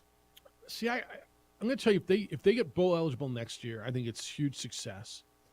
With the expectations then with USC and UCLA gone the following year, that they'll compete for a Pac-12 championship, assuming that they're still in the Pac-12, and it looks like that, right? But I'm going to tell you, if you turn around 1-11 to 6-6, that changes the culture, that changes the whole vibe around that program. It changes how you're recruiting. I'm going to tell you, I think 6-6 would be a success next year. And get them on the right trajectory, get them in the postseason, and give Deion something to talk about and say, look at what I did. Do you disagree, or you think they've got to win bigger than that? No, because you slowly build a program. I know it's Deion Sanders, but it's not easy. I know even people around here think it, but you can't just turn around in like a year. Well, you're still playing against SC and UCLA and Absolutely. Oregon, and they're still. I mean, Oregon State was really, really good last year. I think Arizona State's going to be better. Stanford's reloading. Cal We'll see. But I mean, you're still playing With Pac-12 what schedule. conference they're in as well, you're Yeah. saying. Yeah, no, Washington State. I think if they go 6-6 next year, I think you look at them and go, damn, that's a hell of a turnaround. Absolutely. Do they have to do that next year, considering the complete roster overhaul that he's doing? I mean, I say have to. What does that mean? They're not going to fire Deion. Deion runs that place now. Like, that's Deion's you. Carl says a quarter of the Colorado roster is in the transfer portal. Is this the way college football is in 2023, Jeff? Teams breeze in the spring, and if guys aren't happy with their role, they bail. Goes back to yesterday's award-winning OD discussion on competition. Competition's great if everyone's bought in, but not if they're going to leave at the first obstacle between them and the court. So, Carl, I'm going to tell you that I firmly believe, and while I don't know this intimately, if there's 30-something guys that just jumped in the portal, the majority of them were probably told, yeah, you're not going to play. And I don't know, is that quitting or is that being told to go somewhere else? Like, who made this call, right? Are these guys quitting? If Deion says, yeah, you're not my kind of guy, you should go somewhere else. Go in the portal. Are you bailing on somewhere? Or are you kind of being told, hey, you're better off somewhere else? I don't see the majority of those players quitting when the first thing we saw Deion Sanders tell that team when he met them was like, be ready to go in the transfer portal. Yeah, jump in the portal is what he said. Flat out, jump in the portal. They won how many games like I would be one. And yet people are worried that they're losing too many players. Yeah, and that's kind of where I'm backing off on this a little bit, right? If they were a 7-5 team and you're blowing out 35, 38, 40 guys, I question it. People always say, well, they got all this coming back. Yeah, but are they any good? We ask that question all the time. Oh, well, look who's coming back. Okay, they got 5 guys coming back, 5 starters. Yeah, but they won 6 games in basketball. Like, this is one where this is 120% Deion Sanders. This is the attitude that he brought to the program. This is what he wants to do. This is not, hey, let's stick around and get better. This is, what did he say? He's bringing his Gucci luggage? Yeah. Yeah, and his kid, by the way. Yeah. You're bringing a Gucci luggage just to be 6-6. I think that's right. And so this and he is got the, a new this cowboy is the hat. harsh reality of the situation of, like, again, going the honest, talking about it in the open. No one wants to talk about this in the open. Coaches don't want to talk like this, but Deion doesn't care. Yeah. He's not like the other coaches. Well, I mean, do you disagree with me? If you're 1-11, doesn't it feel like it takes a hell of a lot more than just a new coach to come in there? You need new players. If you're 1-11, but I got all these guys coming back, that's great and all. But how good are those guys that are coming back? You got guys that are coming back from 1-11 team. Deion probably looked in there and said, that's why they were 1-11. I'm bringing my dudes. It's hard for me to sit here and rip it and until we sit here and see what they have in the fall. Now, if they're horrible in the fall, well, it's just 1 year. No. You brought in all your dudes now. Your kid's the quarterback. You brought in your guys from Jackson State. You brought in your guys. You ran off everybody. Now, is it going to be worse than 1-11? I would bet my mortgage they will be better than 1-11. Won't you? I'm not big into betting my mortgage, but right? But is this the way it is? Yeah, it's kind of the way it is now, man. But it's crazy to watch what's happening up there. And right after the spring game, so they went all through spring, and then they jumped in the portal. How do you think it's going to end up? I think it's going to work to some extent. I think they go, I think they're right around bowl eligibility next year. It's 6-6, 7-5. I still think they're in a pretty good league. I don't know. They'll probably play Colorado State non-conference, and right, we'll see what they do non-conference. But I look at this thing and I say, all right, it's his. He's going to do it the way he freaking wants to do it. They basically given him carte blanche, right? He can do whatever the hell he wants. So what's the issue here? Go do your thing. I'm looking next year's schedule. They will play. You see their non-conference schedule? Do you know who they open up against? Any idea who this is? Their non-conference, you said? Yeah. Okay. So this is great. Labor Day TV. You and me will be watching this game on Labor Day. Do you know who they open up against? The team who lost in the national championship, TCU. They open up on the road at TCU. Let's go. All right. Then they get Nebraska, which is going to be Matt Rule's second game. They get them at home, and that's an old rivalry from way back in the Big 12 and the Southwest Conference. Like the two bordering states, that's a big deal to those two. Matt Rule has already been taking shots at Dion in the transfer portal. Yep. And then they get Colorado State. Oh, and then they open league play with Oregon and USC. So they open up TCU, Nebraska, Colorado State, Oregon, and USC. I mean, there's a real good chance they end up winning 4, right? To get started. And then they go through the Pac-12, right? Arizona State, Stanford, UCLA, Oregon State, Arizona, Washington State, and Utah.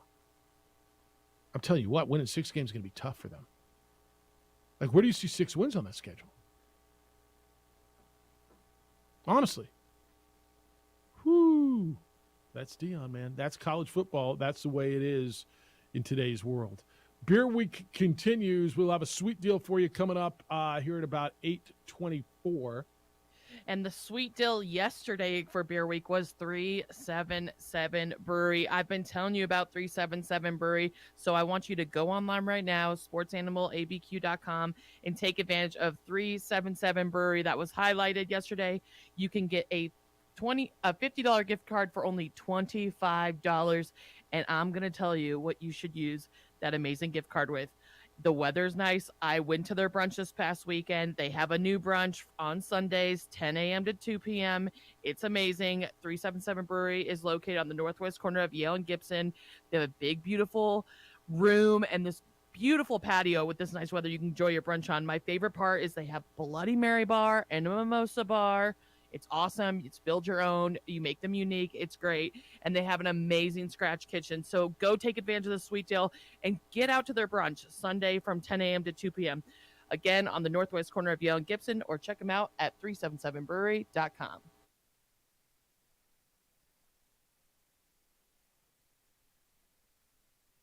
We would like to thank the following sponsors for making this broadcast possible. As a mom, I try to make the best choices for my family and our health. That's why I choose Western Sky Community Care. It's a Medicaid plan with quality health coverage and special benefits like Boys and Girls Club membership credit, additional dental benefits, and wellness and support programs. I decide which Medicaid plan is right for us. I choose Western Sky Community Care. Learn more about Western Sky Community Care by visiting discoverwesternsky.com today. Don't sacrifice quality and flavor when you're in a hurry.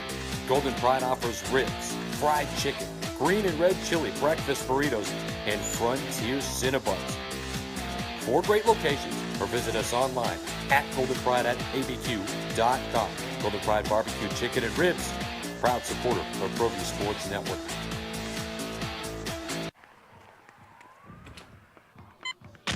These are more than just the sounds of a safe place to go after school. These are the sounds of interest being ignited and of mentors making an impact. At Boys and Girls Clubs, we don't do just one thing. We do whatever it takes to meet the needs of every kid who comes through those doors. Because whatever it takes is what it takes to build great futures. Great futures start here. We would like to thank the following sponsors for making this broadcast possible. Everguard Roofing and Solar. For nearly 20 years, Everguard Roofing and Solar has been working with New Mexicans to enhance their homes and businesses. For all your roofing and solar needs in New Mexico, call 505-821-9543.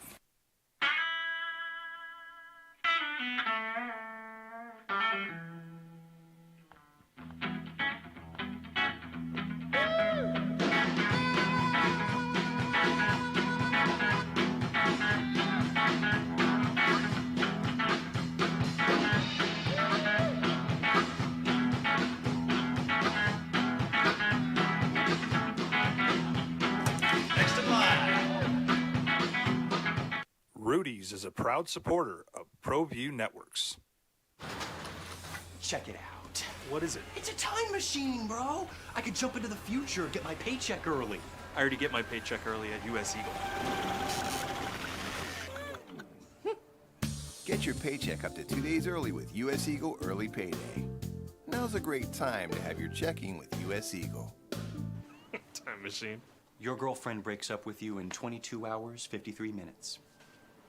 Wait, what? Seth? Hi everyone, my name is Master Sergeant Jacob Groves. I am a Air Force Special Warfare Pararescueman. Air Force Special Warfare are proud supporters of ProView Network and New Mexico Youth Sports. Air Force Special Warfare operators are critical thinkers. They maintain a high level of fitness, they take initiative, and they don't quit. For more information on Air Force Special Warfare, contact me at the number listed below. U.S. Air Force Special Warfare are proud supporters of ProView Sports. International Protective Services is a proud supporter of ProView Sports and New Mexico Youth Athletics. IPS provides residential and commercial security services in the Albuquerque metro area. For more info, please call 505-897-2420 or visit internationalprotectiveservice.com. We fight the battles no one hears about. We drop into the middle of firefights to rescue others. And act as one-man air traffic control towers. We're the ones who go before all others.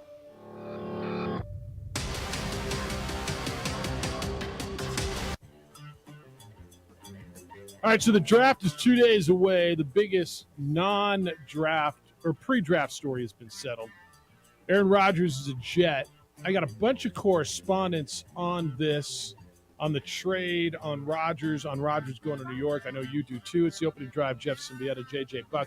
Number to get in is 505-246-0610. That's the 377 Brewery hotline. It is also our text line. Some people don't like the Aaron Rodgers stuff. What do you got? Had someone say, should talk about something that matters like New Mexico Lobo basketball players or the new weight room. Anything but Aaron Rodgers. The weight room. All right. Have you seen the new shiny weights? Does look pretty cool. I mean, they got a nice weight room, a big cardio center upstairs. All right, talk about how much a monthly membership is. Yeah. All right, let's talk about that. I mean, yeah, if you want to talk about it, go ahead. I'm here for you. A lot of you do want to talk about Aaron Rodgers. Text line says Aaron Rodgers has already made it clear to the world that he doesn't give a frog's water tight arse about football. Him going to a different team is not going to change that. This says, without question, the media in New York and how they treat Aaron is going to affect his game negatively. Why doesn't he care about football? He's made it clear, according to that. Oh. Yeah. Yeah. Anyone who sleeps in a dark cave and doesn't spend every waking moment throwing a football does not care about football. I think he cares plenty about football. I think he cares a lot about football. Cares plenty about other stuff, too. See, this is where we lose. If you start knowing, like, if you knew anything about, what do you know about Matthew Man does Stafford? not eat enough avocado toast to care about football. No, and that's right. What do you know about Matthew Stafford? What do you? How about this? Here, let me give you this one. What do you know more outside of football about Joe Burrow? He dresses in a way that he wants to be seen. But what do you know about him outside of football? For all we know, he might have gone to a darkness conclave, or what do we call this? What was it? A darkness retreat? Or Patrick Mahomes? Or Josh Allen? What do you know at all? You know anything about Justin Herbert at all? Anything? No, I don't know these guys personally. But because we know, and this is, it's kind of weird that I find myself in a realm defending Aaron Rodgers. But because we know so much about him, I think that's where that, I think it was a text, gets the thought, well, he doesn't care about football. Well, no, he does other stuff. I'm going to tell you, most of these guys, and especially as they get later in life, right? The 38-year-old guy is going to probably have a little bit more going on outside and other interests than the 22-year-old. But as you get later in life, you got more interest, more stuff going on. That doesn't, I don't interpret that as meaning he doesn't care about football. That means he's trying to decide, does he want to commit to it again? Does he want to go through it again? I was one who never doubted he was playing. To me, if you want to tell me he might have considered retirement, I never bought into that. There's $50 million sitting on the table this year.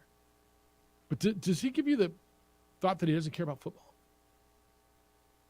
I think people will raise the question, once retirement crosses your mind, are you going to be all in? Are you going to the best version of yourself? I think what does change things for Aaron Rodgers moving forward is that the Packers fired back at him a little bit, and he lost total control of the situation to where Green Bay, when he came out of the darkness, they're like, yeah, we're done. So is that how this went? Is doing that everything that you want, Aaron, and we are legitimately going to put you on the trading block. We'll have those conversations. Let's go. I also think that when athletes start speaking about politics and everything outside of their sport, people don't like that. there's certainly a big piece of that. I would tell you when they That's start, why a big reason why I don't think people like they've either turned on Aaron Rodgers or don't think he cares about football anymore because he's goes on Joe Rogan. Pat McAfee's still a sports show. Do you know his But politics? he gets, do you feel like you know his politics? I know his stance on COVID and the vaccine, but I Right. don't know all the rest of his politics. Right. I know one social issue. Yeah, I think we know about one social issue. I don't think Well, I don't know. I couldn't tell you anything else. No, nor could I. Nor could I. That's something he's passionate about, though. But I think I think you're onto something. I think when athletes start, the shut up and dribble thing. 100% talking about anything else, you don't want to hear it. Oh, they're not focused on. And the on way that he football. presents himself, I just don't. And he owns who he is, and people don't like it. Well, I'll give you this. I'm going to throw something else at you. Why maybe that texter has the feeling that he doesn't care about football. The last 2 years, his last game of the season, right? He wasn't maybe distraught enough for some people. They were the 1 seed 2 years ago, lost at home, 13-3 to Jim Garoppolo and the 49ers. Got knocked out. And then this year they had the final game of the season at home, win at home against the Lions, and go to the playoffs. They lost. And he walked off the field hugging Randall Cobb, and he wasn't distraught enough for some people. While Packer fans were home crying in their cheese, he wasn't distraught enough. And I think that makes people think that he doesn't care enough about football. Do you think that plays into that? Yeah, I do. Now, you can say, well, Jeff, that shows you he doesn't care. I mean, what should he do, dude? Should he cry? Should he break down? Should he? What do you want him to do? Everybody's going to process things different. It's always tough after a loss. Like if you either are not upset enough, or you're too upset, and then you're not a good loser. You're a sore loser. I don't know what the right way is. Yeah, I don't even know that there is a right way, to be honest with you. But it's interesting, though. I never got the feeling he doesn't care about football. I got the feeling he cares about a whole lot of other stuff. I think he cares a lot about his legacy. Do you think that's a big part of him going to the Jets? He thinks he's got a better chance to win at the Jets, and because he knows, right? He's got to know this, and I firmly believe this is a big, important piece to him. To get a second Super Bowl puts him on a different level, legacy-wise. And now you're at a point where, whoa, the end is staring me in the face. Father Time is undefeated, never lost. Some point, man, it's coming. And am I going to win here? I don't know that I'm going to get another one here. I got to go somewhere else. Don't you think that's playing a part in this? Don't you think that's important to him? Hence, don't you think football's Yes. important? Yes. Yes, winning a second championship would be huge. I don't feel that he looked at the Jets and said, that's my best chance. I think they're a competitive football team, but he didn't pick the Jets. When you think about it, like the Jets were just like, yeah, we need a quarterback. What about Aaron Rodgers? And they just kind of forced it. Though, his hand. don't you think? What other choice did he have? He could have said, I'm open to anything. But don't you think that was kind of the process behind the scenes? But I can't sit there and say that the New York Jets are in a better position to win a championship than Green Bay Packers. You can't? No. You don't think that roster's better than Green Bay's right now? Not with what you have to beat to get there. And that's the other part of it, right? To go Like through San the Francisco and Philadelphia. Go through the NFC is a lot more of a Great clear path. Football teams roster-wise. Yeah. All right, 505-246-0610. Maybe the key is, as we've talked about, sorry, Jeff, is Yeah. you just don't have to play the 49ers in the playoffs. And that might be it, man. That might be his kryptonite because he can't get by him. If he could have got by the freaking Lions, he would have got into the playoffs, though. I mean, I don't know. Maybe he's worried about the Lions in that division now. Oh, we can't get by the Lions. They're going to bite my kneecaps. I mean, we'll see. 9:30 this morning, we're going to talk to Charlie Min, the former sportscaster over at Channel 13. He's gone on. He's become a really good, a lot of things, but he's a filmmaker. He's got a documentary coming out in Albuquerque this week called I Hate Asians. We're going to catch up with him. We're going to talk some sports and kind of where he's going with it. It's Asian hate and from his view and get you a preview on the documentary. Just catch up with a guy who was had a pretty good following around here all the way back. Probably before your time, huh? 30 years ago, Charlie was here. But he was pretty good back in the day, and he's really good in today's day. And we're going to catch up with Charlie. Wanting to raise awareness against that. Yes. Yeah, that's what did I misstate that? Yeah. Well, you just said the film name without kind of. Yeah.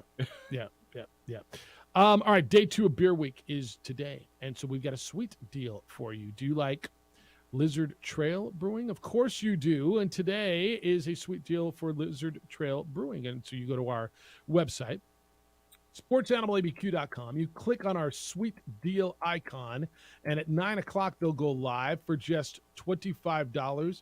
You get $50 worth of gift certificates at Lizard Tail Brewing. Lizard Tail is delicious. Lizard Tail has 3 locations, all with patios, one with a full kitchen.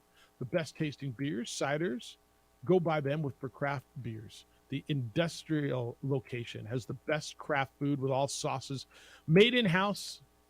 Some of their brews. Happy hour every day from 2 to 6. And all their locations have patios and are dog friendly. So check them out. LizardTailBrewing.com. That LizardTailBrewing.com. And it's our sweet deal.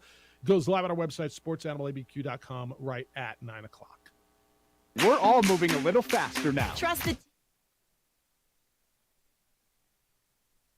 We would like to thank the following sponsors for making this broadcast possible.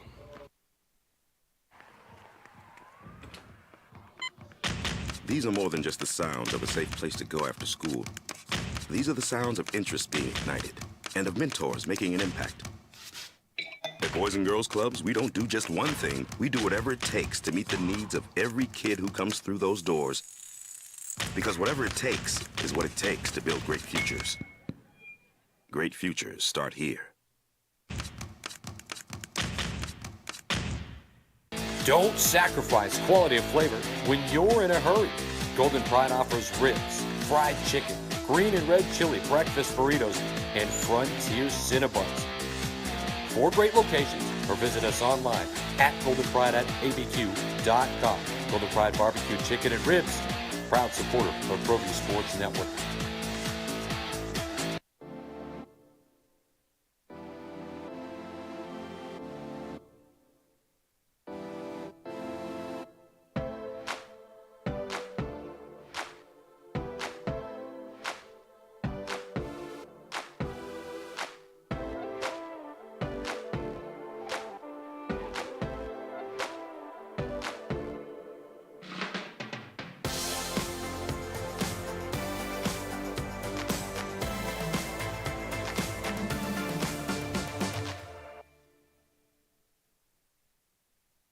We would like to thank the following sponsors for making this broadcast possible. For your business or your home, Valley Fence stands alone. We're #1 in New Mexico for a reason. It's the best fence you can own. Proudly serving New Mexico for over 50 years. At Valley Fence, the difference is clear. No fence too big, too small, or difficult. We handle them all. Check it out. What is it? It's a time machine, bro. I could jump into the future, get my paycheck early. I already get my paycheck early at US Eagle. Get your paycheck up to 2 days early with US Eagle Early Payday. Now's a great time to have your checking with US Eagle. Time machine. Your girlfriend breaks up with you in 22 hours, 53 minutes. Wait, what? Seth?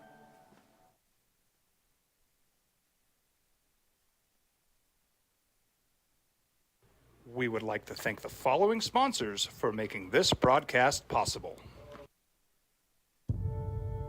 We fight the battles no one hears about. We drop into the middle of firefights to rescue others. And act as one-man air traffic control towers. We're the ones who go before all others.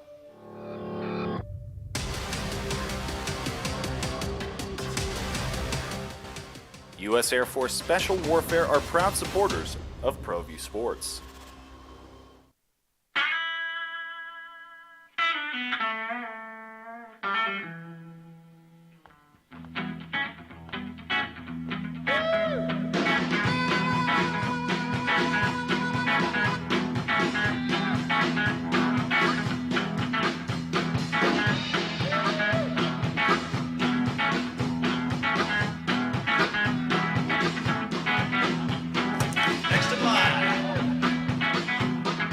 Rudy's is a proud supporter of ProView Networks. International Protective Services is a proud supporter of ProView Sports and New Mexico Youth Athletics. IPS provides residential and commercial security services in the Albuquerque metro area. For more info, please call 505-897-2420 or visit internationalprotectiveservice.com. As a mom, I try to make the best choices for my family and our health. That's why I choose Western Sky Community Care. It's a Medicaid plan with quality health coverage and special benefits like Boys and Girls Club membership credit, additional dental benefits, and wellness and support programs. I decide which Medicaid plan is right for us. I choose Western Sky Community Care. Learn more about Western Sky Community Care by visiting discoverwesternsky.com today. Sometimes it's the small things that make life easier, like never worrying about being declined at an ATM when only cash will do. With your covered from US Eagle, we'll cover you, even if the money's not there. That's a good feeling. And we do it with no extra fees or penalties. It's called trust, and we think that's important, especially if we're asking you to trust us. At US Eagle, that's just part of what it means when we say people mean more. Hi everyone, my name is Master Sergeant Jacob Groves. I am a Air Force Special Warfare Pararescueman. Air Force Special Warfare are proud supporters of ProView Network and New Mexico Youth Sports. Air Force Special Warfare operators are critical thinkers. They maintain a high level of fitness, they take initiative, and they don't quit. For more information on Air Force Special Warfare, contact me at the number listed below. U.S. Air Force Special Warfare are proud supporters of ProView Sports. These are more than just the sounds of a safe place to go after school. These are the sounds of interest being ignited and of mentors making an impact. At Boys and Girls Clubs, we don't do just one thing. We do whatever it takes to meet the needs of every kid who comes through those doors. Because whatever it takes is what it takes to build great futures. Great futures start here. Dream style stucco. Stucco is the way to go. The Southwest tradition, beautiful and durable. The perfect combination. Your favorite color, your favorite texture. You're gonna love it when they put it all together. I appreciate the banter. So the texter who said Aaron has already made it clear to the world he doesn't care about football, and he clarified, which I appreciate.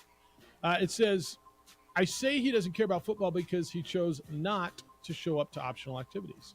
He chooses not to go to work with his wide receivers because they are inexperienced. How can you say you care about football when you don't put the work in? Well, it's fair to say he's not putting in the extra work. Now, I wouldn't say he's not putting in work at all, but as far as, I mean, it was made pretty public last year that he didn't go and work with those young receivers, right? That he doesn't go to the optional activities, right? I mean, that's been, I see where he's coming from. I don't know that I think that means he doesn't care about football. Quarterbacks Most do. Do that? Yeah, most do. Most do. I'm trying to do a comparison. I'm sure there's somebody else who doesn't, but most do, yes. Yeah. Yeah. I mean, you get to be him, but I mean, Brady did. And you can tell me that's why he's not Tom Brady. Didn't he beat Tom Brady on the golf course, though? When they played that challenge golf, right? Didn't Aaron Rodgers win? Was it Rodgers and Mickelson against Tiger and Tommy? Do they do that anymore? Can Tiger even play 18? Well, they played like 11 though, right? And then the last one they played like 11 holes. They got the cool carts. I think if Tiger didn't have to walk, he does could play. it. Yeah, he No, does. I'm saying that's the only time. Yeah, I still like those things. I still do. All right, 505-246-0610, 888-922-0610. Dan says, speaking of local, let me read this one. Go get him, Gonzalez. Jeff, boy, I sure hope Danny put some scholarships in his back pocket. I can't believe all those Buffaloes are scrubs. They were all hyped on shows like this when they signed with Colorado. It's from Doit. I mean, there's got to be a couple players in there, right, that are leaving the University of Colorado. Is Jerry Kill up there? Is Danny Gonzalez up there looking around saying, hey, come on down here, give you an opportunity? I think everybody's in the portal. I saw yesterday on social media, all of the Aggie coaches were out showing where they were, which coach was there out trying to recruit football players in the portal. I know the Lobos are out there too. Portal season. And this is one too. How do you think, is there a way for college athletics to maximize this window? Because it's essentially free agency, and we talk about free agency in other sports, and for some people this is still so taboo and new, but it's here. And is there a way that, portal season could kind of be like, free agency season? Should they wait? And I've seen this floated out there. You can go in the portal as a player, season's over, you in the portal. But like after, say, the national championship game, should that be like the signing window when you could start announcing things potentially? Like just to capitalize on news stories and the fact that people are paying attention now and understand what's going on. So what would you suggest? Kind of like college free agency. It is. The thing is, in the NFL, you kind of know who everybody is, and there's thousands of them here. Selfishly, and I'll tell you this because coming from the view of a guy who runs a bowl game, I'd like that window to not open until after the national championship game. I would like the portal season to not open until after bowl season. But I know that there's a lot of schools that don't make bowls that you can't do that in some respects because basically the next semester starting, you got to get kids in school. And so you've got the signing period and then you've got the portal open. And that's why you've had so many players opting out of bowls and postseason competition, which I think is so highly imperfect. It's unfortunate because I think it for a lot of those players, they'd like to play. Look back and go, was it really worth it to not play in a bowl game? So I saw a stat, and I got to remember, especially if it's just a kid that ends up transferring to another school, not the whole, hey, I'm great and out as a top 60 draft pick, I'm out. So I'm going to give you this. And I was last week I was in Nashville. It was the annual bowl season meetings, Football Bowl Association. And there were a lot of panels I sat in on. JJ, there was one, on NIL with a lot of NIL experts, and there was one, three commissioners, Jim Phillips of the ACC, Gloria Nevadas of the Mountain West, and John Steinbrecher of the MAC. And I'm trying to remember who said it, but there was a stat that said of the players in the portal, and I don't know if this was basketball specific or where it was, or football specific, 30% of the players down, meaning they move down a level, whether they go to FCS or they go Power 5 to Group 5, and 20% don't find a home. 20% are out. And it might be the other way. It could be 20 and 30. I wrote it down, and I got it at the office. But I want you to just think of that. 30% of the players move down a level, which might be fine because they play a lot more. And maybe that's where they should have been in the first place, right? And 20% don't find a spot to land. They had a scholarship. They were going to school. They had school paid for, and they were playing college football. And they don't find a place to land. And we've had this conversation, right? I just got an email from Gronk, by the way. We've had this conversation. Where do they go? Where are all these players going? And a lot of them are not finding places. So is the portal perfect? It's not. I asked the question of those commissioners that I ask of you all the time. I stood up and said, the word I hear is guardrails all the time on NIL and on transfer portal.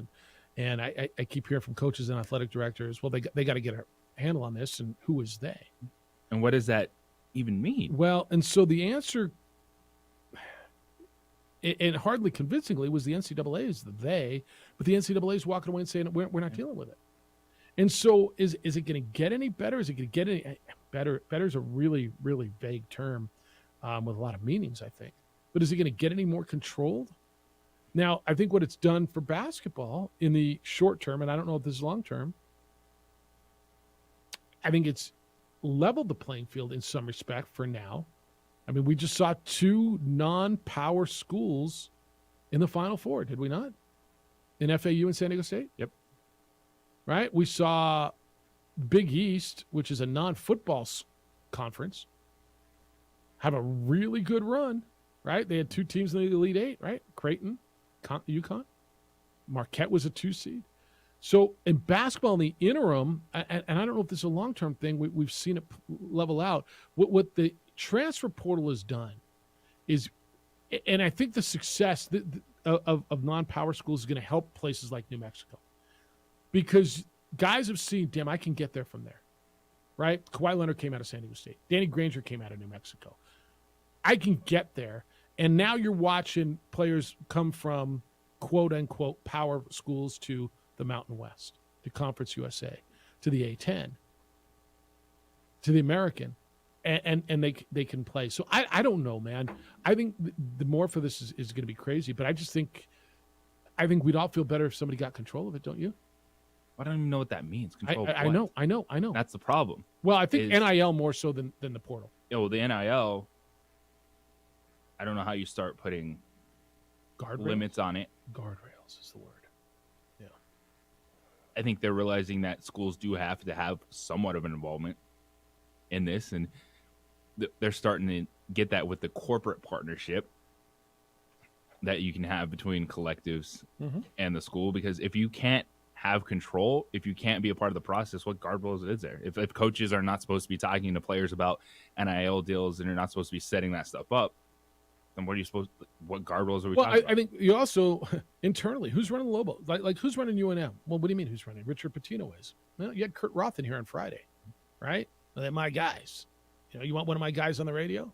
I mean, he's honestly, he's set up radio interviews for people with whom he's friendly, right?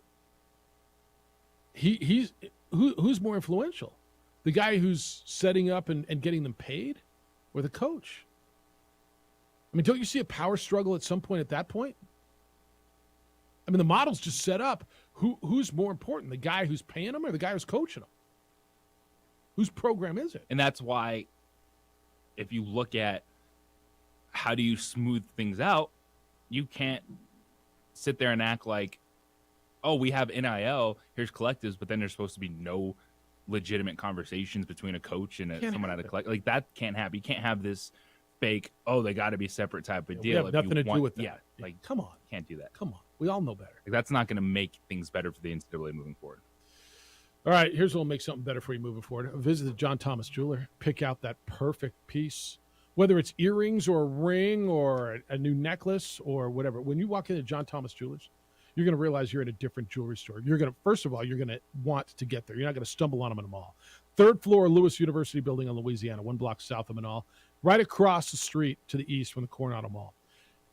Beautiful, custom jewelry. Way more affordable than you think. They do more custom jewelry in a week than most jewelers do in a year. So if you can dream it, they can make it.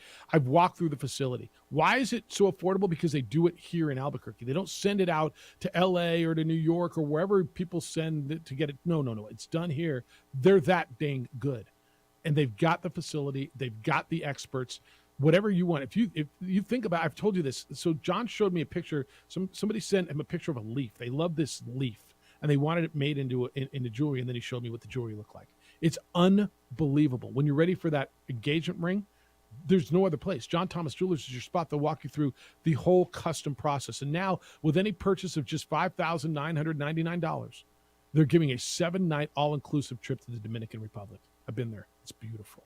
It's perfect for couples looking to get engaged. You get the ring and the honeymoon. It's perfect for couples looking to celebrate an anniversary, jewelry, and a trip. It's perfect for anyone just looking to get away. This is not a contest now. This is with any purchase. This isn't like, okay, you get entered in. No. While supplies last, any purchase of $5,999 or more, the trip is yours. All the food, all the drinks, a tropical destination. They'll be giving this gift away with purchase while supplies last. Go by and see them. Go online, johnthomasjewelers.com. It's John Thomas Jewelers, 3rd floor of the Lewis University building in Louisiana, 1 block south of Manal. If you can dream it, they will make it.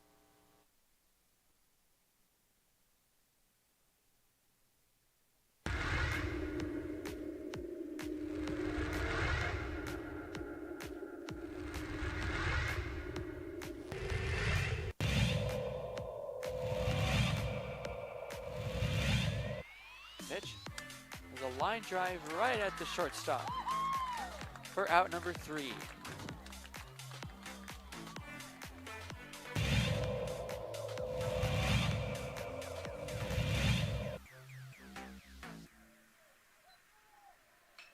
Apodaca ripped to left field. That will bounce in, so it's going to be extra bases as they'll have to chase that one at the wall in the warning track. Flipped up, there's no play at home. So it's an RBI double for Andrew Apodaca.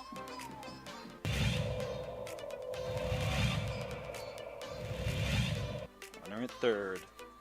High leverage spot. Can Chavez keep the tie? No, that's going to be cracked into left field. It's a base hit as Love puts the Sandia Matadors ahead for the first time today.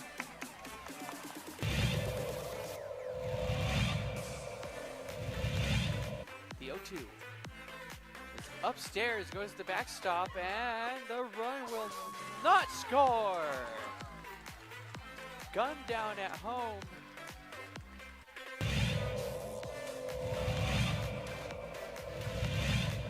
Chavez rocks and fires. Ahmed, that's going to be an RBI for Ahmed as that one right through the gap in right center. Petrie will scoop that one, and it's looking like a triple as Ahmed plugs into third base, and what a way to score that run for the Matadors.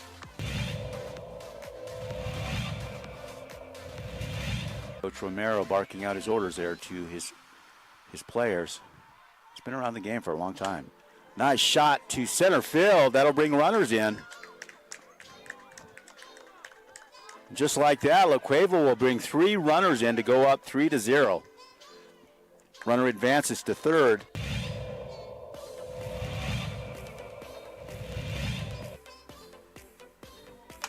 Shot to center. That looks good. That's gone. Man, outstanding center shot there. As La Cueva will score. Antonio Lucero, second baseman, quite the hitter.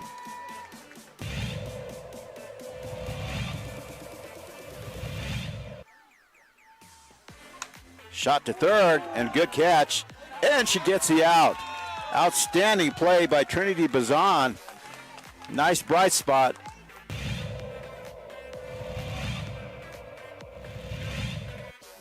Costly errors allowed Cleveland to get 1 run back. That one's hit on the ground to the left side. Throw to first in time. Throw home. Got her. Whoa, what a play.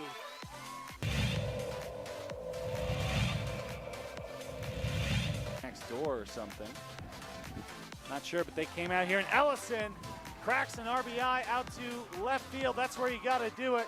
1 run, 2 run, and this game could very well be over. It's a play at the plate. It's sliding, and that will do it. The Rams walk off the La Cueva Bears. It's a 3-run batted in shot by Dean Ellison.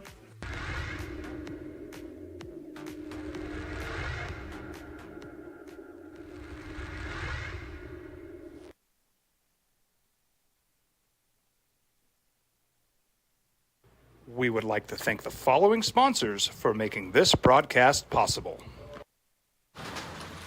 Check it out.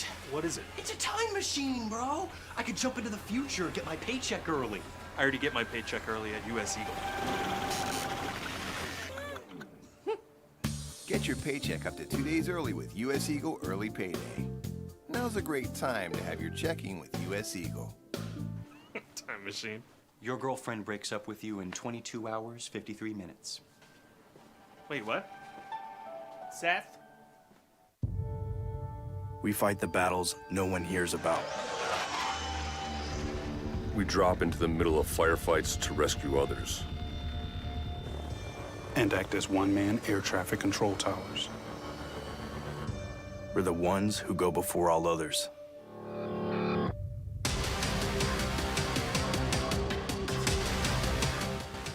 U.S. Air Force Special Warfare are proud supporters of ProView Sports. Hi everyone, my name is Master Sergeant Jacob Groves. I am a Air Force Special Warfare pararescueman. Air Force.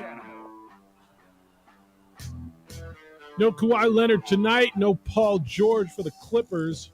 They're going to try to keep their season alive against the Suns.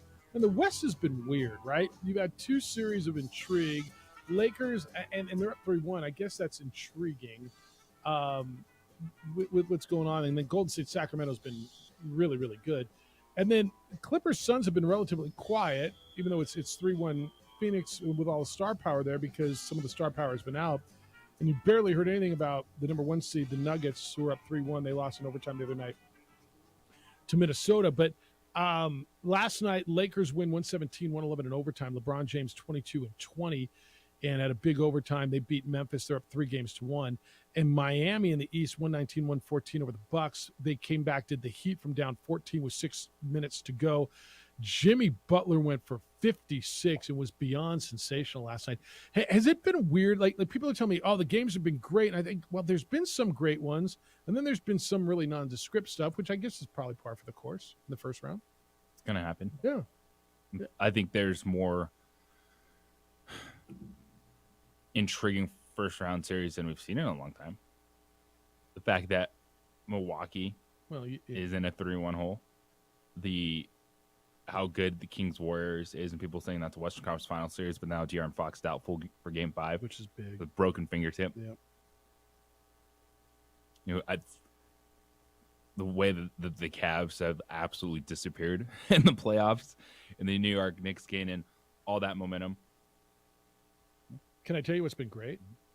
Kings and Oilers in the National Hockey League, in the Stanley Cup playoffs. The comebacks in that series, the Kings have come back and won 2 games. The comeback to win Game 3 was insane.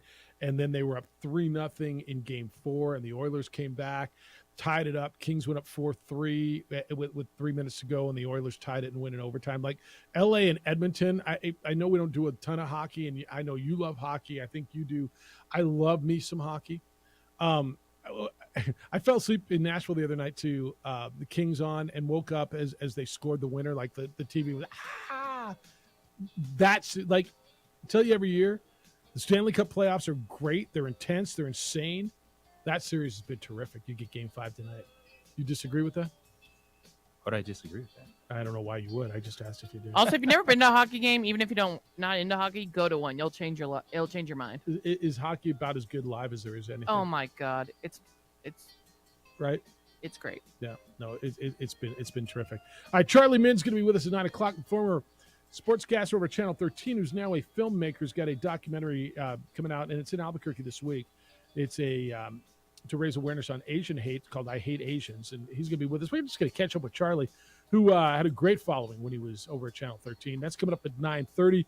Reset you at the top with the big stuff, the Aaron Rodgers stuff, and NBA last night was really, really good on the opening drive on 95.9 FM and AM 610, the Sports Animal.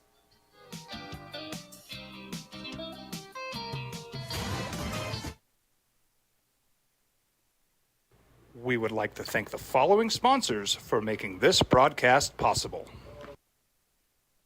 As a mom, I try to make the best choices for my family and our health. That's why I choose Western Sky Community Care. It's a Medicaid plan with quality health coverage and special benefits like Boys and Girls Club membership credit, additional dental benefits, and wellness and support programs. I decide which Medicaid plan is right for us. I choose Western Sky Community Care. Learn more about Western Sky Community Care by visiting discoverwesternsky.com today. Don't sacrifice quality of flavor when you're in a hurry. Golden Pride offers ribs, fried chicken, green and red chili breakfast burritos, and Frontier Cinnabons. 4 great locations, or visit us online at goldenpride@abq.com. Golden Pride Barbecue Chicken and Ribs, proud supporter of ProView Sports Network.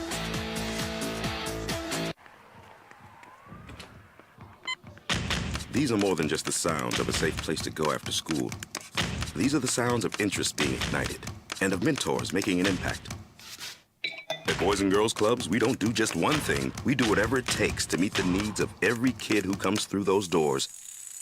Because whatever it takes is what it takes to build great futures. Great futures start here. We would like to thank the following sponsors for making this broadcast possible. Everguard Roofing and Solar. For nearly 20 years, Everguard Roofing and Solar has been working with New Mexicans to enhance their homes and businesses. For all your roofing and solar needs in New Mexico, call 505-821-9543.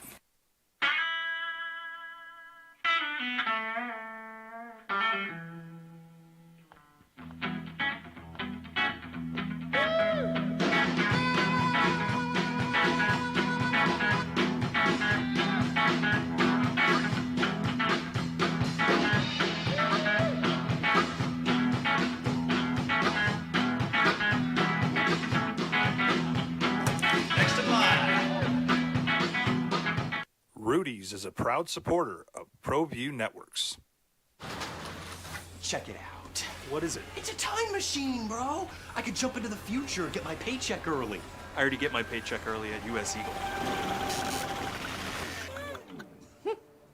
Get your paycheck up to 2 days early with US Eagle Early Payday. Now's a great time to have your checking with US Eagle. Time machine. Your girlfriend breaks up with you in 22 hours, 53 minutes. Wait, what? Seth? Hi everyone, my name is Master Sergeant Jacob Groves. I am a Air Force Special Warfare Pararescueman. Air Force Special Warfare are proud supporters of ProView Network and New Mexico Youth Sports.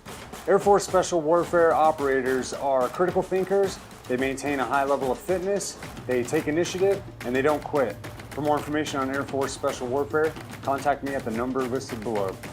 U.S. Air Force Special Warfare are proud supporters of ProView Sports. International Protective Services is a proud supporter of ProView Sports and New Mexico Youth Athletics. IPS provides residential and commercial security services in the Albuquerque metro area. For more info, please call 505-897-2420 or visit internationalprotectiveservice.com.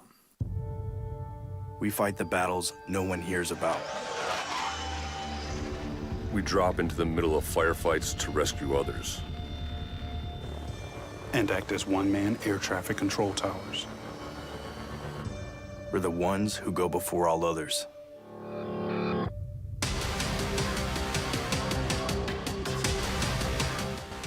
U.S. Air Force Special Warfare are proud supporters of ProView Sports. Dream style stucco. Stucco is the way to go. The Southwest tradition, beautiful and durable. The perfect combination.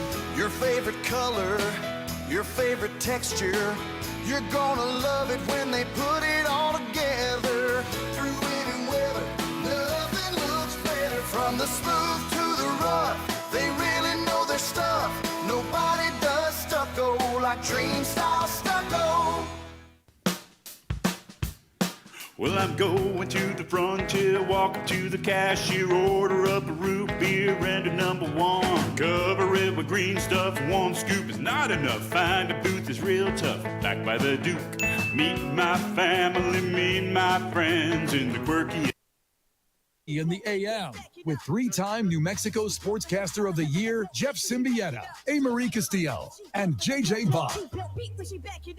Interesting hoops last night. Lakers overtime take control of their series against Memphis, 117-111. LeBron James 22 and 20. Dylan Brooks, who? Dylan Brooks didn't speak to the media after the game. You just can't. Meanwhile, before that, Miami was really good late in the fourth quarter. They were down 14 to the number 1 seed in the East, Milwaukee. The Bucks got on the back of Jimmy Butler. Jimmy Buckets put on his cape, heated up. He scored 19 down the stretch, 56 for Jimmy McBuckets last night. The Heat have the number 1 overall seed on the brink of elimination. 119-114. Miami's got a 3-1 series lead. It's the opening drive. Jeff, JJ, A. Marie.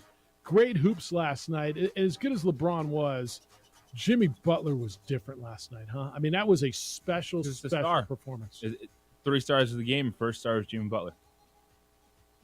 This is unbelievable. Unbelievable.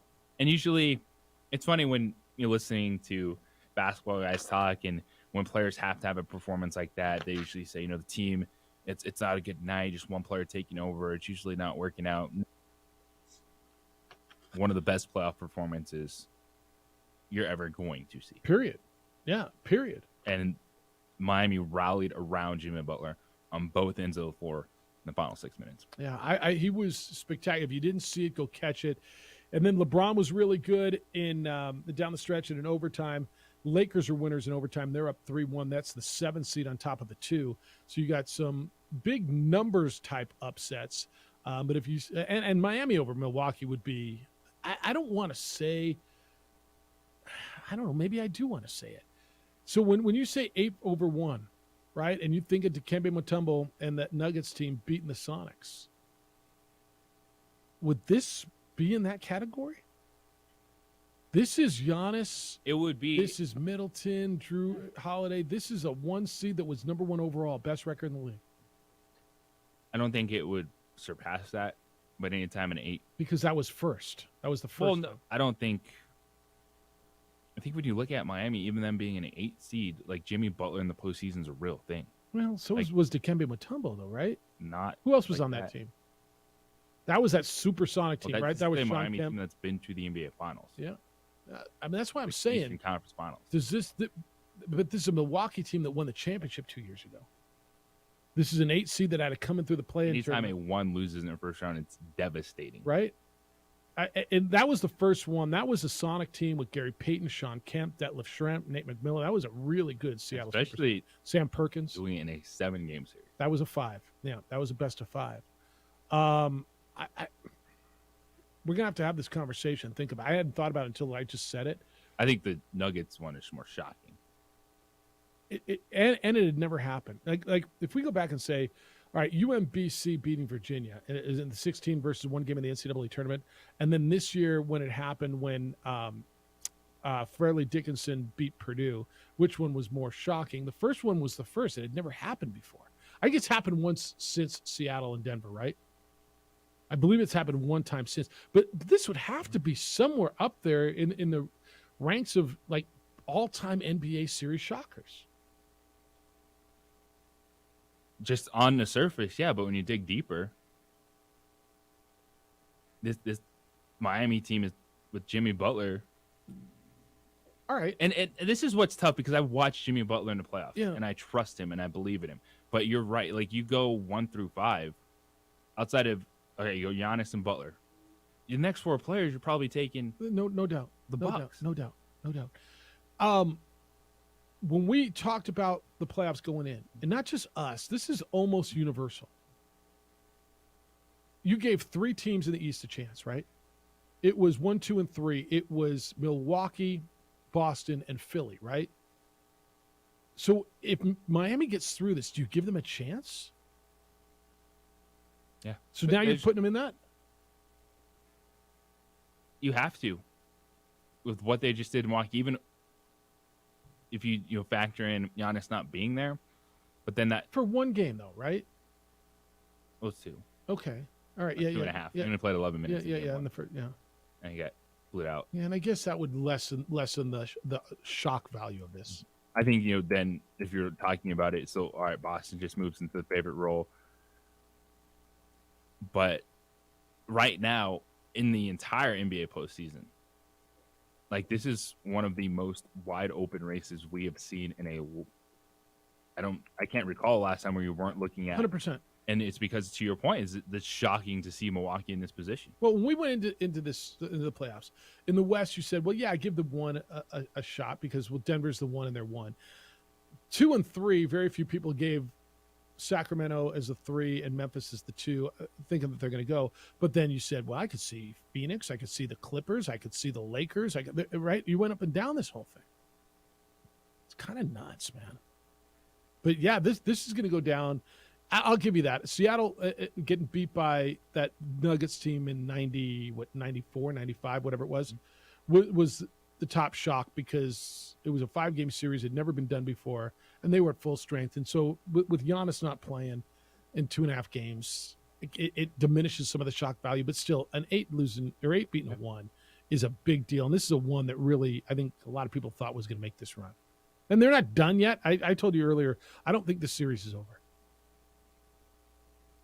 But the way they play defensively, like Bam Adebayo doesn't back down to Giannis. I love the way their bigs play, and they don't have bigs. I look out there. There's Lopez and Giannis. They're gigantic compared to Miami, and Miami just ran them off the floor in the fourth quarter. And for Milwaukee, you get an unbelievable game from Brook Lopez. You get a triple double from Giannis. You're up double digits in the fourth quarter, and you're coming home down 3-1. Yeah. All right.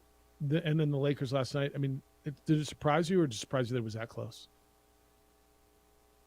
Did it surprise you the Lakers won? Yeah. No. Did it surprise you that it was that close? No. I thought the Lakers were going to take care of them. They got down early. At halftime, it was a 2-point game. Memphis made a charge at the end of the half. I thought the Lakers would pull away. The big run at the end of the first half changed things. But we can talk about Dillon Brooks and how the mess that he is, because it's a talking point because he's also playing bad basketball in the series. Yeah. So you talk about a bad player on the floor. It's still a good team. Desmond Bane's real. John Morant's hurt, but he's still really good. Like that's what I think. If you're Memphis, there's so much more potential to this roster. That if John Morant, you want to talk about someone that might need to just focus more on basketball. Hopefully, he's turned that corner moving forward. Taylor Jenkins. A lot of people kind of pointing out, is he maximizing this roster? They have 2 injuries. They have their starting center is not playing in Steven Adams. The guy that covers up so much in that second, or the second unit for them, Brandon Clark, is out with an injury. So they are still pretty impressive for what they're doing with the injuries that they're facing as a team. But it's when you look at all the other stuff, from the John Morant off the court to Dillon Brooks being in the laughingstock of the NBA right now. Oof. He's not there next year, right? Dillon Brooks? I don't know where he goes. I don't know who wants him, but I see him being way more of a detriment. He's a nice player. He'd be a nice piece if he shut his face. No, honestly. But wait, the media made it this. I forgot that. The media made all this up. All right, when we come back, it is considered to be one of the 2 biggest dumps in Major League Baseball. How on earth did it become the best home field, record-breaking home field? That's next on the opening drive on 95.9 FM and AM 610, the Sports Animal. Last year, you gave us...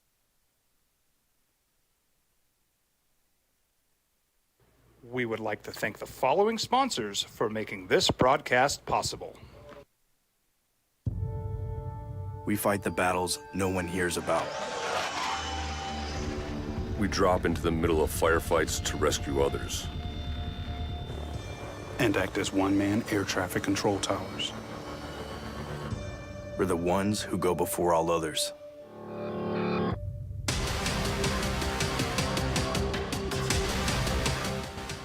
U.S. Air Force Special Warfare are proud supporters of ProView Sports.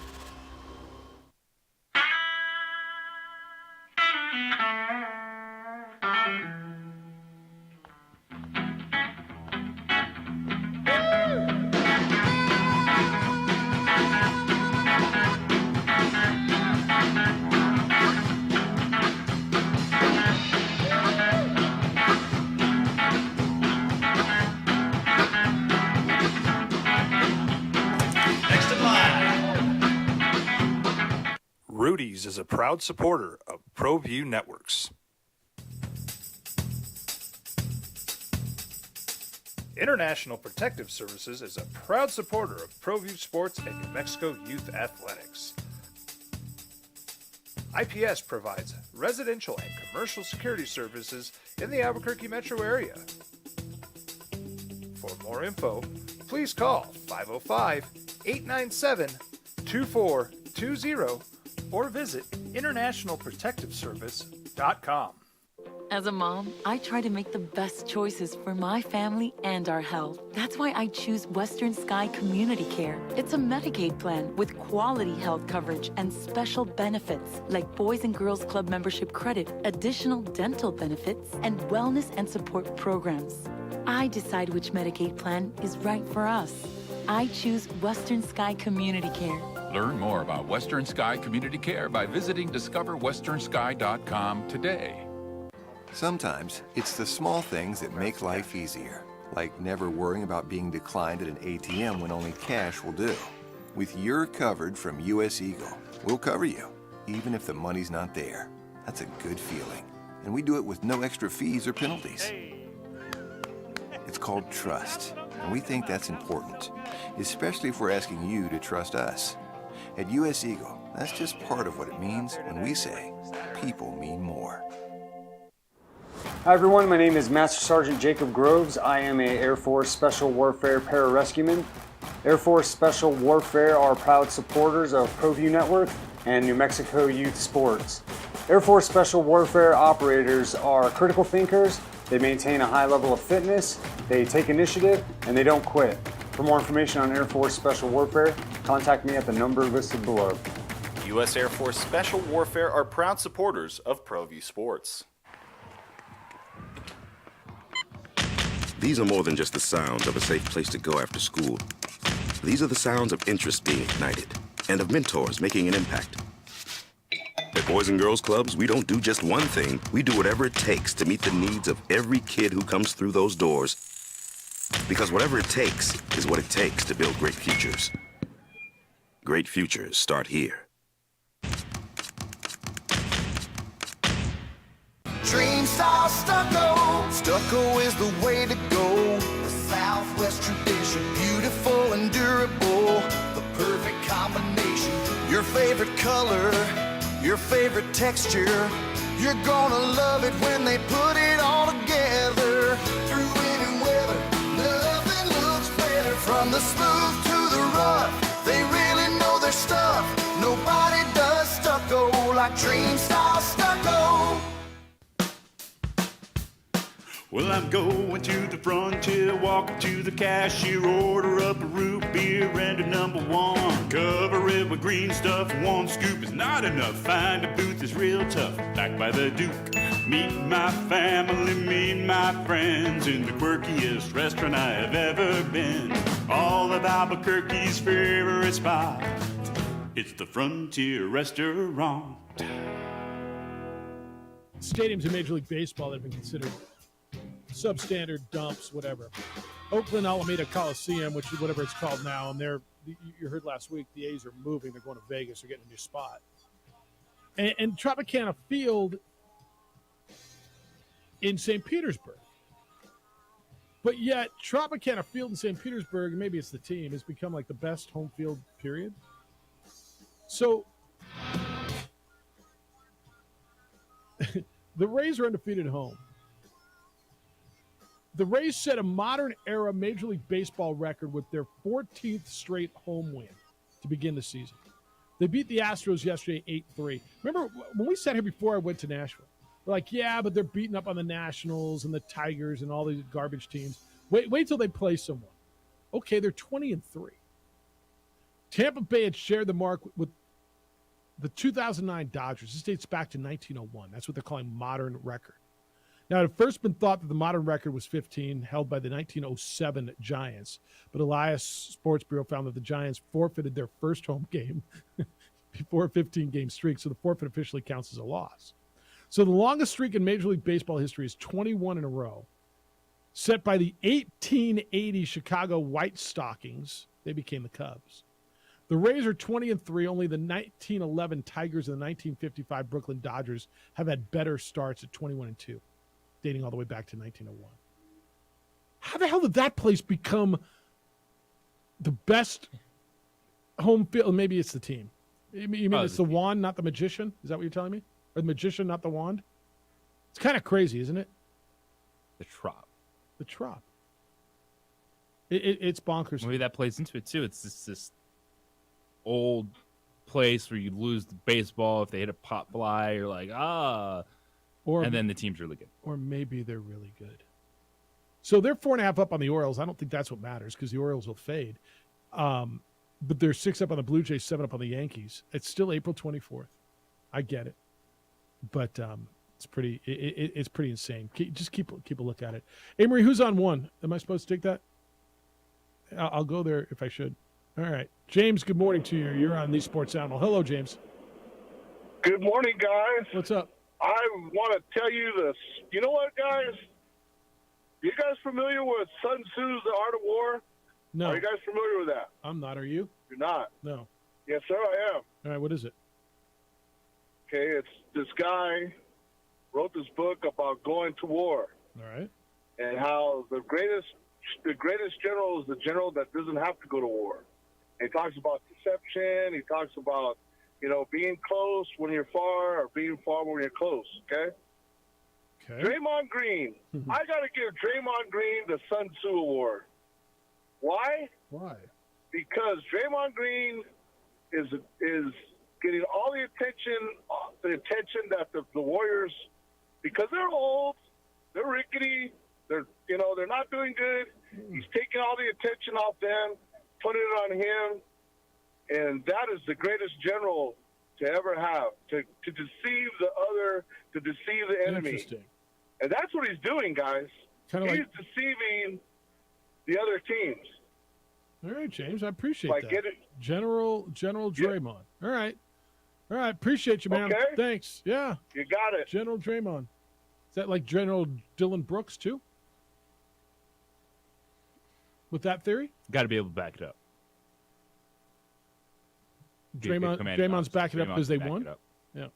Because he can actually make winning plays on a basketball court. All right. I haven't seen that from Dylan Brooks. All right. Hey, I got a text in on so we were talking about NIL and the collective earlier, and I made a statement earlier. I said, we were talking about how do you control NIL moving forward and all the uncertainties and that sort of stuff. And I said, I asked you a question. I said, who's in charge of UNM basketball? And the answer is easy. Oh, it's Richard Pitino. But I said, is it the guy who's essentially paying the players, Kurt, and that collective?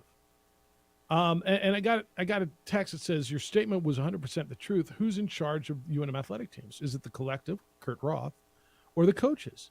The owner of the team who pays the players, or the head coaches? The collectives become franchise owners because they can fine, punish, refuse payment, influence who pays and who doesn't play. Can they influence who doesn't play? I don't know. Hire and fire coaches. No disclosure of salaries. So who's making what? It's a real thing now. The issues are real, it says. And it says, I noticed in Kurt's interview, it's a real issue because the liabilities and influence Kurt knows he now has will only become more prominent as time goes on. The owner/business part of the collective will eventually benefit the collective investors who will want returns on their investments, aka the student athletes. So this is interesting, right? Kurt's asking for investors, essentially. He wants everybody to pay, whether it's $20 a month that you were talking about last week or whatever. Are they looking for return on their investment in forms of championships or in cash? I got to believe their return on their investment is winning. They know they're not getting money back. But do you see a tough dynamic on who's in charge It is a tough dynamic. And that's why you can't have an NIL in place and then act like there's not going to be communication or should not be communication between coaches and collectives. Well, that's where some of this conversation on who should be. Now, the one thing that Kurt Roth, he said, Yeah. they have written contracts with players. And because I know that a big question is, payments and withholding money, this or that. Well, one, I hope, because here's what, in the terms of helping the players, is that's why I think the university should be involved or has to be involved, or someone say like, hey, here's people that can work with you on these. Saying that to who? To the student athlete? Student athletes. Yep. Like, to help you with these contracts.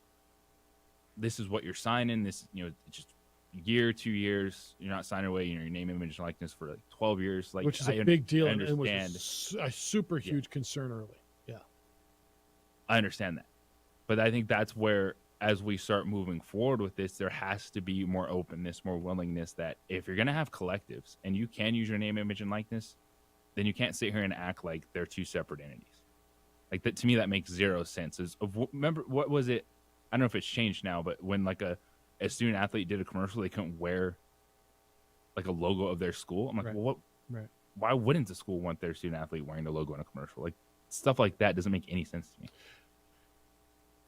This is where there was some conversation again on one of those panels I was sitting on last week. I guess the school wouldn't be directly getting compensated. So Right. That's why. No, that's why. And it would be copyright stuff and all that stuff. But one of the panels I sat in on last week, there was an athletic director who was saying the schools don't want to be involved in this, but yet maybe they should be, right? They don't want to be involved in getting now paying and collecting more money. And how do you separate?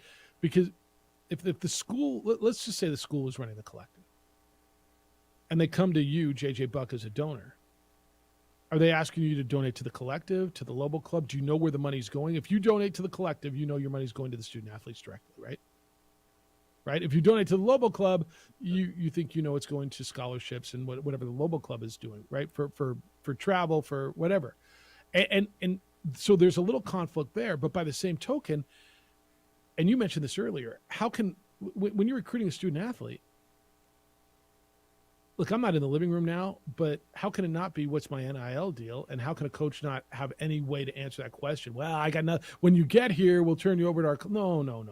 Everybody knows. Google this or right. Call this person. And also, too, I think for a name, image, and likeness, it's men's basketball and football. It's where all the money's going to be. That's where the most focus is. But what I would like to see it open up is, if I'm Joe Franklin, if I'm Heather Dyke, like, I have championships. You're talking about the track cross country, and you're talking about women's soccer coach. I have national championships in track and field. I have conference championships in soccer, NCAA tournament wins. Soccer has a player who just got drafted, play professional women's soccer. Like, I would like to see it open up, because I think those coaches deserve the ability to get their athletes more instead of hoping a collective will turn their attention there. And I think that's where, if we want to see this expand, let coaches be a part of it. Let the schools talk, because you don't think that there's opportunities out there to improve those programs. Look at the Cavanagh twins. Absolutely. Look what they did. Look, the Cavanagh twins made themselves famous. You don't know 5 other basketball players in college basketball, but you know about those 2, don't you? You do. I don't. One of them's not very good, but you know all about them because they're pretty blondes who had a terrific social media presence and got paid, right? So yes, the market's there for them. All right, we're going to change gears when we come back. Former Channel 13 sportscaster Charlie Minn's going to be with us. He is now a filmmaker, and he's got a documentary coming out to raise awareness about Asian hate crimes. It's called I Hate Asians. It's in Albuquerque this week. We're going to talk with Charlie, catch up with him when we return. I want to tell you about International Protective Service. IPS watches my home. And so I see their officers on a regular basis. So I'm out pulling weeds in the front yard. Yep, a lot of weeds in the front yard. And Officer Crespin's come by a number of times. We just talk, and we talk about what's going on in the neighborhood, and they're there. My neighbors use them now too. When I travel, and I've been traveling a little bit, they come by a number of times a day, pick up mail, newspaper, roll the garbage cans to the curb and back on garbage day. If there's a package delivered, I got new cleats. We're waiting for Addie's new cleats. Hopefully they come before I leave again. But if not, these guys will pick them up, right? So somebody else does it. They keep what you've worked so hard to build safe. Don't let the bad guys come in and ruin what you've worked hard to build. Call IPS and protect them. It's highly trained armed guards and 24-hour patrols, affordable private security committed to our city and your protection. 505-897-2420, 505-897-2420, or online at ipsglobal.com.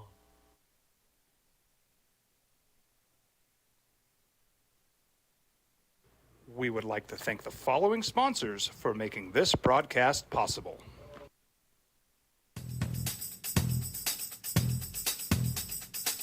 International Protective Services is a proud supporter of ProView Sports and New Mexico Youth Athletics.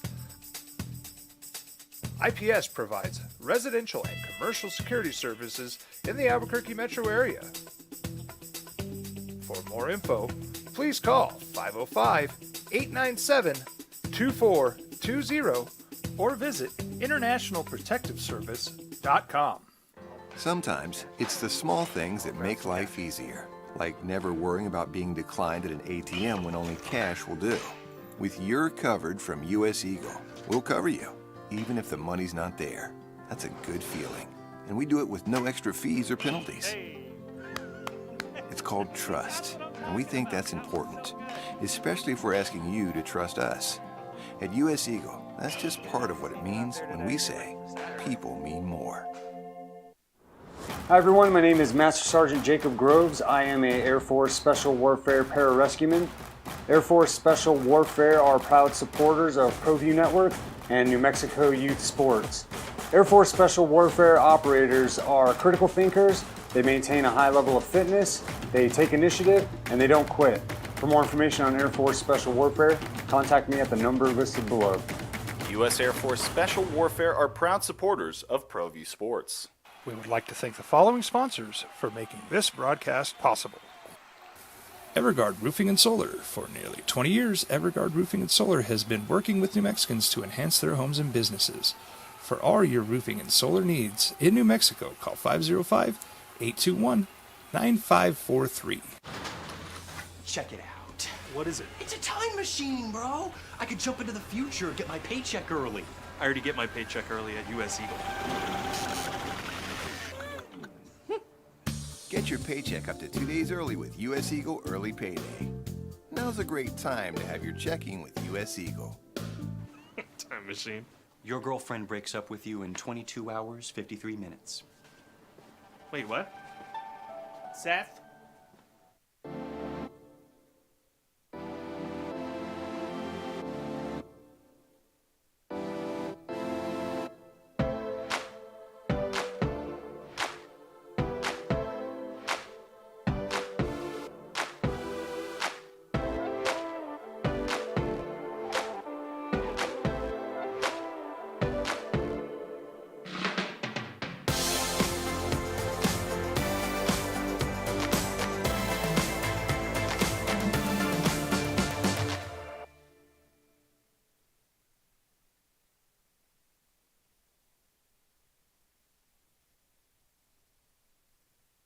We would like to thank the following sponsors for making this broadcast possible. As a mom, I try to make the best choices for my family and our health. That's why I choose Western Sky Community Care. It's a Medicaid plan with quality health coverage and special benefits like Boys and Girls Club membership credit, additional dental benefits, and wellness and support programs. I decide which Medicaid plan is right for us. I choose Western Sky Community Care. Learn more about Western Sky Community Care by visiting discoverwesternsky.com today. 7 back in 1996, but I knew a lot about this market, TV market. My dad lived here. I had good friends here. There was a sports guy over at Channel 13 who was really good, a little different, and had a big following around here named Charlie Min. And I met Charlie once in passing years ago. I'm not even sure he remembers it, but good dude, very insanely talented, and has gone on to a career in, amongst other things, filmmaking. And he's directed and produced a film that is now out and is going to be in Albuquerque this week, and you got an opportunity to go see it. It's called I Hate Asians. The intent is to raise awareness on Asian hate crime and a lot of stuff that's been happening in our society, in our community. And there was obviously a few big incidents here, but a good opportunity to catch up with Charlie. Many of you remember him back if you're of that age, and I can't believe it's almost 30 years ago now, but he's in town and he's got a beautiful, important film out. Charlie Minn joins us this morning on the opening drive on the Sports Animal. Charlie, how you living? I tell you, it's great to be back in the Big A, and Albuquerque will always be a part of me in some way. Sort of like a state of mind, and just driving around San Mateo and Central, it's emotional. You know, when you were here, I don't know what you expected when you got here. Everybody moves from wherever they move here, right? And it's made a big impression on me. I've been here almost 27 years now and kind of made it my home and raised my daughter here. But what did you learn when you got here that you didn't know about Albuquerque, right? Because it's got an impression. And then you work in this market for a while and you realize it's probably a little different than you thought it was. Yeah, I was right out of college, so I was young. I was very immature. But the one thing that struck me was driving home from Old Town. I lived in Taylor Ranch, was just a mountain view. Right. I just couldn't believe all the mountains around me. And I'm like, wow, this is home, because I had never grown up in an area where there was a lot of mountains. And just the beauty and the scenic atmosphere, the nature of Albuquerque really gripped me. And like I said, I look back on it, it doesn't feel like 30 years. But every time I'm back in Albuquerque, there's only one word, and that is emotional. Yeah. You keep up on the town at all? You keep up on the Lobos? Do you keep up on the sports scene at all? I do, and I really want to say this. And I'm not just saying this because I'm in Albuquerque, but I went to my first game at the Pit in a very long time. This was about a month or two ago. They played Nevada at home. Yeah. And I want to tell you something. And, again, I'm not just saying this because I'm in Albuquerque right now. The atmosphere at the Pit is the greatest sports atmosphere I've ever been to. There's just nothing like it. And any sports fan out there, I don't care where you live, if you don't go to a game at the Pit, you are missing out on sports, period. You know, I mean, just the atmosphere alone. I'll never forget when the ball sat there at the end, and Coach Alford got really lucky. Yeah. That ball could have easily rimmed out, easily. Yeah. And that game, you remember right? You remember that game, right? When Nevada came back, and that was the end of the Lobo season. That game killed them. You know, emotionally, all the energy was sapped out of that team.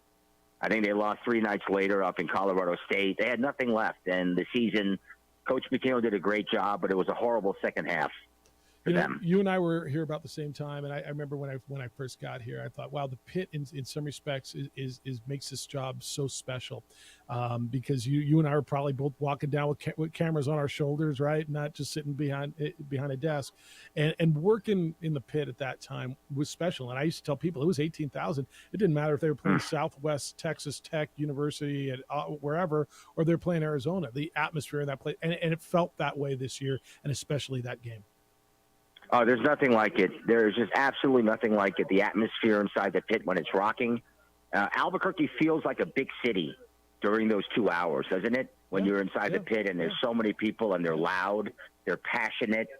Lobo basketball fans, unbelievable. Their passion, and they really deserve a Sweet 16 one of these centuries. No doubt. Because it really does amaze me that the Lobos have never reached the Sweet 16, despite their unbelievable following of fans. I'll go to the conference tournament at Thomas and Mack in Las Vegas, and you would think you're in Albuquerque. Yeah, you see that sea of red, and what an atmosphere. And Dave Bliss was the coach when I was sportscasting, and wow, what happened to him is a documentary in itself. Yeah, that needs to be. I think it's been done. Charlie Minn is with us, former sportscaster over Channel 13 and now a filmmaker. I've said many times, New Mexico is the best program to never be to the Sweet 16, best program in America. You've gone on to some great things, and you've made films, and you got I Hate Asians out, and obviously something that you're passionate about. Otherwise, you wouldn't have done this project. And it's in Albuquerque. Talk a little bit about the messaging and the inspiration behind this, and B, really how people can go and view this piece and see it this week in Albuquerque. Yeah, well, so what happened was 15 months ago in Albuquerque, an Asian masseuse, her name was Sui Fong. She owned a wonderful massage parlor on Manal, and 2 cowards came in, 2 criminals came in, overpowered her. One of them shot her 10 times and murdered her. Now, Sui didn't go down without a fight. she shot one of the criminals 4 times. And that coward was in the hospital in critical condition for 2 months, and he survived. So life got it wrong. God got it wrong in that Sway died and the killer survived. So whoever said life is unfair to me a few decades ago, that's very true. So that murder in Albuquerque didn't get the type of publicity I thought it warranted. There was an Asian hate crime, a big one in Atlanta, about a year before Sway's murder, where I believe there was 6 masseuses died in Atlanta. They were all murdered by a criminal who I guess was sexually perverted. And I believe they were all Korean, the 6 masseuses, and that got national attention. The Albuquerque one just got a blip. So my films represent innocent people who have been murdered. I live for the underdog, and Sway's guts is really what captured me. The fact that here we have a female Asian fighting back against 2 male criminals with guns. And it's all on videotape. You can see the crime scene video in the film. It will play this Wednesday, or tomorrow now. Tomorrow at the Guild Cinema in Nob Hill, right by UNM. It's on Central at 4, 6, and 8 p.m. at the Guild Cinema. And the website is IHateAsiansFilm.com. So the film revolves around Sway's murder, and we do touch on Asian hate overall because it's become a huge problem ever since our former president, Donald Trump, called COVID-19 Kung Flu and the Chinese virus. That's when the Asian hate crime spiked. What are you, and Charlie Min's with us. He's the director and producer of I Hate Asians, which will be at the Guild Cinema again tomorrow, 4, 6, and 8 o'clock. What do you want people to know when they see this film? What are they going to get from it? Aside from maybe being informed, what is somebody who maybe doesn't know what happened or heard of that crime? Why do people need to see this, and what are they going to get out of this? Well, we need so much more awareness, not just about hate crimes towards Asians, but hate crimes towards anybody. I mean, the negativity and the racism going on today in our country is trending in the wrong direction, and it always has been. And we need a lot more dialogue. We need a lot more awareness. We need more activism rather than violence. It just seems like everywhere you turn, there's some kind of a hate crime, racial crime, not just against Asians, but any group. So I felt this was a good opportunity to put a spotlight this time on Asian hate because it's gone up over 300% in the last couple of years. And also massage parlors have been attacked viciously in Albuquerque in the last couple of years, although recently it's gone down because these 2 animals were caught. And those 2 were committing a lot of massage parlor robberies in the area here in Albuquerque prior to Sway's murder. And Sway is a hero because she prevented other masseuses from being attacked in Albuquerque because these 2 criminals were taken down. IHateAsiansFilm.com is the website. You can go there. You can look at a trailer. A-Marie just asked if people can't go to the film tomorrow, is there another way to support what you're doing? Yeah, it's going to be on streaming. I have 27 movies on Amazon Prime Video. The big one being The Nightmare in Las Cruces, which was my first film about the unsolved bowling alley massacre in Las Cruces, one of the most well-known crimes in New Mexico history. Yeah, it's still unsolved, by the way, 33 years later. So, do you know they still don't have a bowling alley down there? Since then, there's still no bowling alley in Las Cruces? Well, there was, and then recently it got closed. Yeah, so there isn't. And now a rich person just bought the whole building, and I think it's going to come back as some sort of an entertainment center. Yeah. I got asked to invest in that. Yeah, so that's how I knew that. Charlie Min's with us, former sportscaster at Channel 13 and now filmmaker. How did you make this transition, man? What did you decide? I'm going from being a sports guy to I'm going to tell stories, and it sounds like you're insanely satisfied by the decision you made professionally. Yeah, I tell you something, being a sportscaster, it's tough because you're always being reined back from management. Management wants to play it safe. My best advice for a sportscaster, if you want to succeed in television, is just keep it boring. Keep it boring. Don't stir the pot. Don't say anything outlandish. Really? I've always tried to revolutionize the position. My theory is sports is fun. It should be delivered that way. It's entertainment. Yeah. It's the entertainment part of the newscast. You have hard news in the beginning. You have weather. sports, here's a time for some levity, for some lightness, for some humor. It's not against the law to crack a joke. That's right. And I've been fired more than Al Capone's gun because of my style. News directors want you to keep it boring. And if you watch most sportscasters, they do it the same way. It's just the same old, and nothing's being done for the ratings. And I tell every news director when I was in the business, if I can't do anything for the ratings, send the first U-Haul truck to my house. Mm-hmm. I deserve to be canned. So wherever I work, I want people to rush home and go, okay, the sportscaster is going to do the sports, and I find him interesting. I want to see what he has to say. I want to hear it. So I took chances, yes, and I think my problem in Albuquerque was I was just too immature. I was too young. I was right out of college. I had spiky hair. I was just brutally immature, and I'll admit that. And if I had a second crack at it, you never know. I'd probably do very, very well. But right now, filmmaking has absolutely taken over my life, and as you said, I'm insanely satisfied with that career change. Now, it sounds like you've done very well, Charlie, and congratulations to you. Again, go to IHateAsiansFilm.com and learn about this. It's tomorrow, Guild Cinema in Nob Hill, 4 o'clock, 6 o'clock, and 8 o'clock. Pick your time. Can they get tickets in advance, and how do they do that? It's an indie theater, so they have to literally walk up and get it. It's a 100-seat theater.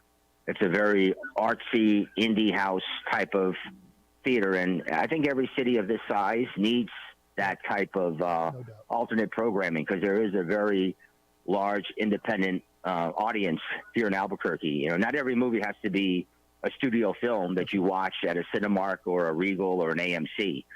So this is sort of like alternate programming, and this is the ultimate independent film from the heart that you would not see at an AMC. No, go find it and go see it. And if not, it'll be streaming. Hey, congratulations on all the success. Appreciate you spending some time with us, and love that you come back to Albuquerque. I know if I ever leave, this place has made an indelible impression on me. I'm not from here, but 27 years, maybe I am now, right? But it is a special spot. And the fact that you came back and you made this film based on something that was so big in our community shows the passion that you've gotten, and it illustrates not. It's easy to say it's made an impression on you, but obviously you showed it. So congratulations on the success, my friend. Good luck moving forward, and appreciate you spending some time with us. Thank you so much for having me. All right, be well. He is Charlie Min. Go check that out. The trailer's really, really good. And this is, JJ, I mean, you guys, I know we went a little off course here, and Charlie talked some sports with it, but there's so many issues that just need to be looked at and get swept under the rug. And this was home, and this is a guy that was in sports here, and obviously he's passionate about it. And if you take a look at the trailer, and he's got 27 movies, he's pretty damn good at what he does. So I hope you enjoyed that. All right, we'll wrap it up when we get back. I'll get you everything you need to know that's happened in the world of sports to get you through the rest of your day. It's the opening drive on 95.9 FM and AM 610, the Sports Animal. This is Boomer Esiason with the CBS Sports Minute. In 2020.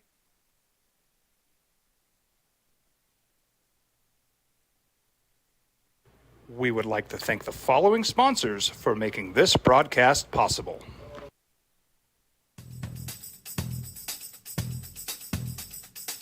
International Protective Services is a proud supporter of ProView Sports and New Mexico Youth Athletics.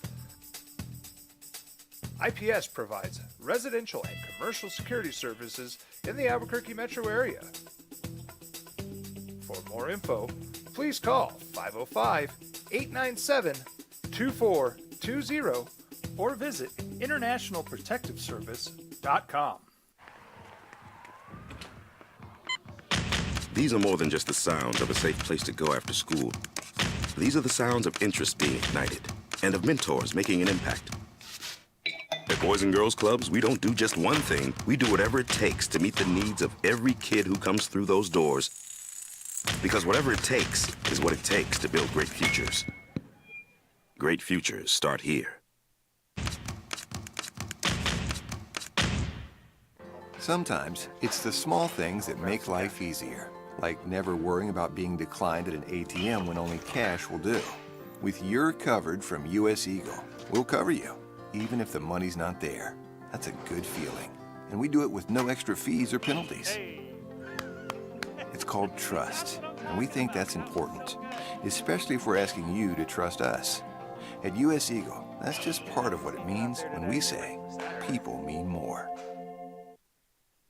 We would like to thank the following sponsors for making this broadcast possible.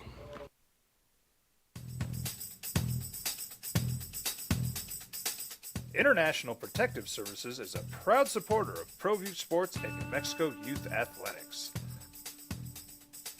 IPS provides residential and commercial security services in the Albuquerque metro area. For more info, please call 505-897-2420 or visit internationalprotectiveservice.com. Don't sacrifice quality of flavor when you're in a hurry. Golden Pride offers ribs, fried chicken, green and red chili breakfast burritos, and Frontier Cinnabons. 4 great locations, or visit us online at goldenpride@abq.com. Golden Pride Barbecue Chicken and Ribs, proud supporter of ProView Sports Network.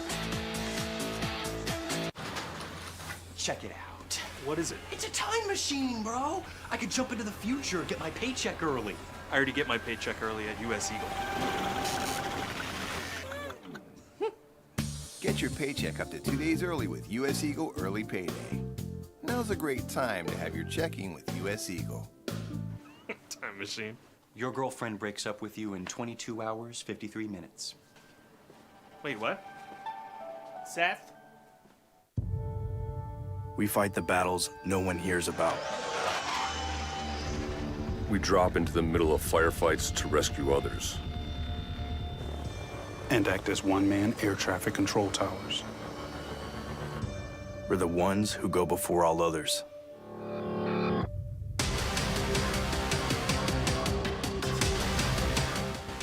U.S. Air Force Special Warfare are proud supporters of ProView Sports. Hi everyone, my name is Master Sergeant Jacob Groves. I am a Air Force Special Warfare pararescueman. Air Force Special Warfare are proud supporters of ProView Network and New Mexico Youth Sports. Air Force Special Warfare operators are critical thinkers. They maintain a high level of fitness, they take initiative, and they don't quit. For more information on Air Force Special Warfare, contact me at the number listed below. U.S. Air Force Special Warfare are proud supporters of ProView Sports. As a mom, I try to make the best choices for my family and our health. That's why I choose Western Sky Community Care. It's a Medicaid plan with quality health coverage and special benefits like Boys and Girls Club membership credit, additional dental benefits, and wellness and support programs. I decide which Medicaid plan is. Film if you can. Opening drive. Here's what you want to know. Here's what everybody's going to be talking about all day long. We'll be talking about the Lakers and Grizzlies last night. LeBron James, 22 and 20, shut up Dylan Brooks. Beat the Grizzlies in overtime, 117-111, take a 3-1 lead. We'll be talking about Jimmy Butler's 56 points last night. Miami beats the Bucks, 119-114. The 8 seed with a 3-1 lead over the 1 seed in the East. And they'll be talking about Aaron Rodgers going to the Jets. Jets and Packers swap first-round picks this year, 13 for 15. Packers get the second-round pick from the Jets, number 42. And they get a conditional pick next year if Rodgers plays 65% of the games or more like we all expect, or 65% of the snaps like we expect him to. It'll be a first-round pick. And we feel like they both got what they needed out of that, right? Yes. It's kind of Jets have a feeling that they can compete with anyone next 2 years. And the Packers, biggest thing is they guarantee themselves a first-round pick next year. Because Aaron Rodgers is going to play more than 65% of the snaps next season, and they can move on. All right, let me get the correspondence to you. The text line's open, 505-246-0610. Past Charlie Min doing the sports on local TV was very unique and fun to watch. Now taking on very serious subjects in his movies. Yes, he is. This one says, careful now, having an anti-Trump guy on your pro-Trump radio group, ... Man, I think this show has been, well, I'm not biting. How about that? Is it all right if I don't bite? It's all right. All right, we talked about the NIL, and I asked the question earlier, and this is really interesting, the way you guys are coming in on this, about NIL sustainability and we got into this a little bit. I don't even know how we got here today. But who runs the program?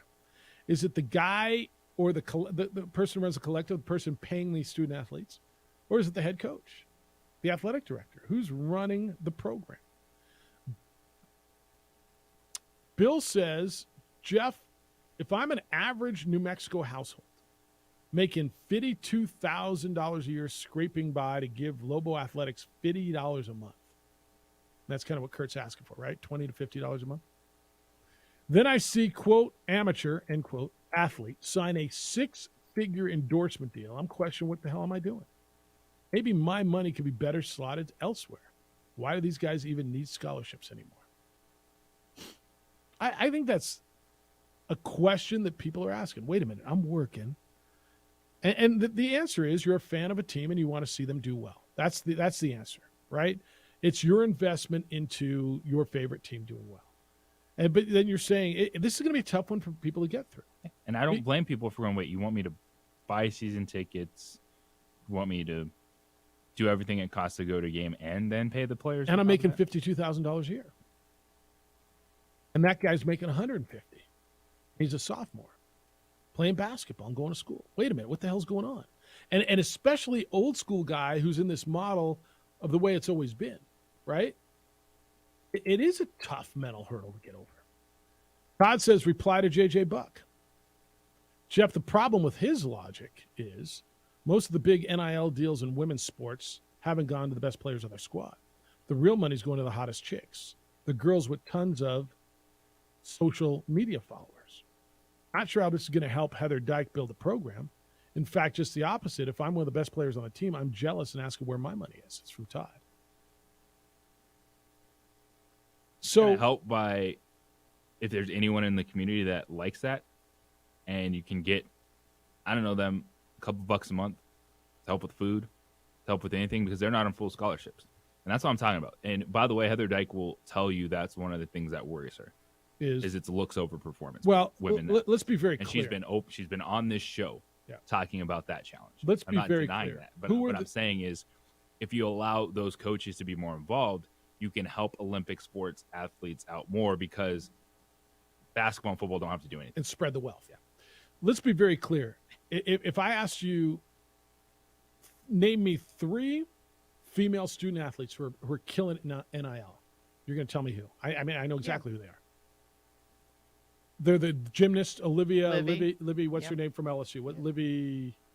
I just know by Libby. Okay. And the Cavender twins. Yeah. Pretty blondes, right? Mm-hmm. So he's not wrong with this. And Heather said the same thing. Yeah. Because dudes are pigs and dudes love looking Good looks get you anywhere in any industry. But that's my point, is if you allow coaches to be able to do more things for their program, then it's not just, hey, I'm a collective. Oh, you're a pretty girl. Here's your NIL. That's what I'm saying. Yes. Like, you could find someone in your community that really likes track and field or really supports soccer, and at least help your programs out a little bit, as opposed to just keeping your fingers crossed and hoping, hey, I hope someone in this collective just happens to like Olympic sports and will consider us in something. You know, each one of these programs, whether it's golf, track, cross country, tennis, they have their supporters. Now, I don't know how much more you can keep going the same well. Exactly. And this is where you start saying, you know, what are we doing? There's tennis families that love tennis that give to tennis, and they've been giving to tennis. But I gotta believe in markets like this, for sports like that, there's a finite number of dollars, right? Oh, absolutely. And so now are we taken away from our travel, our nutrition budget? Because if I'm Tennis Booster, and let's just say I got $20,000 a year to give. Now you're asking me for 40, man. I don't have it. Well, then you're not taking away from. Where am I giving it? Where am I giving it? Am I giving it to the NIL collective? Do I want it to go straight to the players, or am I giving it to the tennis program? Well, the university is already going to be covering those costs.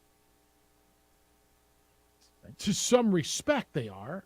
Oh no! When you talk about donors, like every one of these coaches of the Olympic sports is out generating revenue. Every one of them is fundraising. Yes. Okay. And whether it's Glenn Milliken raising what he raises to keep his program afloat and thriving. Well, what I'm talking about too is in that regard is if you at least give them the opportunity, like allow coaches to do that for their athletes. Because, Sadie's is doing little things. It's a couple athletes here, but like little things like that, where maybe you could just get your whole team like free lunch on Wednesdays. Yeah. Like open it up, because we know it's never going to be even across the board, but you want to give them opportunity. Thanks to Charlie Min for spending some time with us. Go check out his film, I Hate Asians, tomorrow at the Guild. Jim Rome Show is next. I heard with Colin Coward after that. The 2 Men On comes your way at 4, and then you get Isotopes Baseball. They open a series in Round Rock. Don't forget our sweet deal today. Free beer, $50 for 25. Go check that out at our website. Hey, Marie, great work today. Adrian, good job on the TV side. Big day for you, I'm going to guess. Huge day. Of course it is. Enjoy it. Be good to each other, please. Be kind, loving, caring, and sharing. We will see you tomorrow.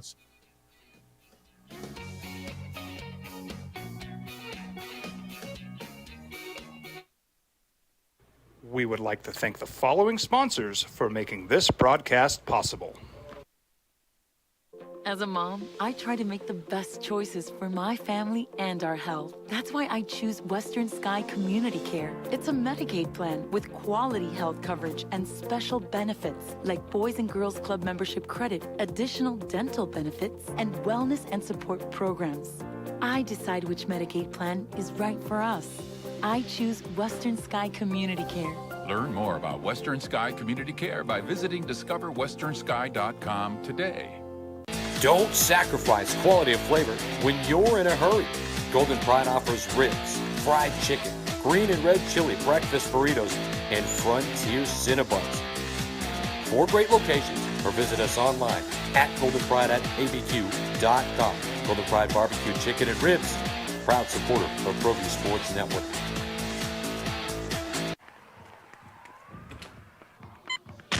These are more than just the sounds of a safe place to go after school.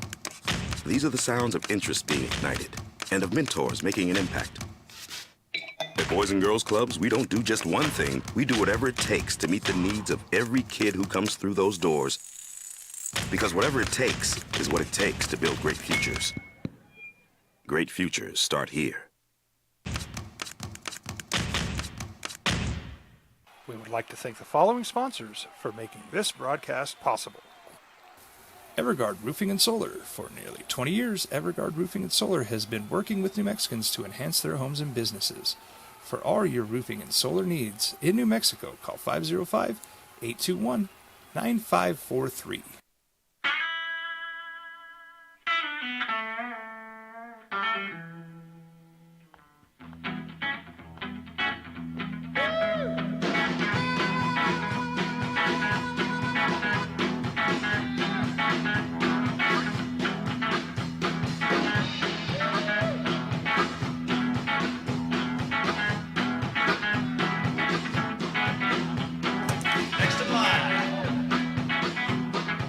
Rudy's is a proud supporter of ProView Networks.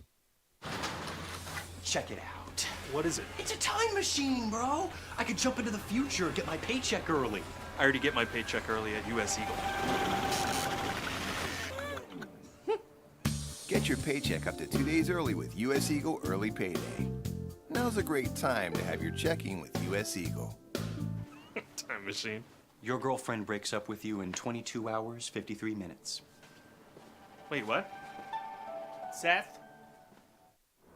Hi everyone, my name is Master Sergeant Jacob Groves. I am a Air Force Special Warfare Pararescueman.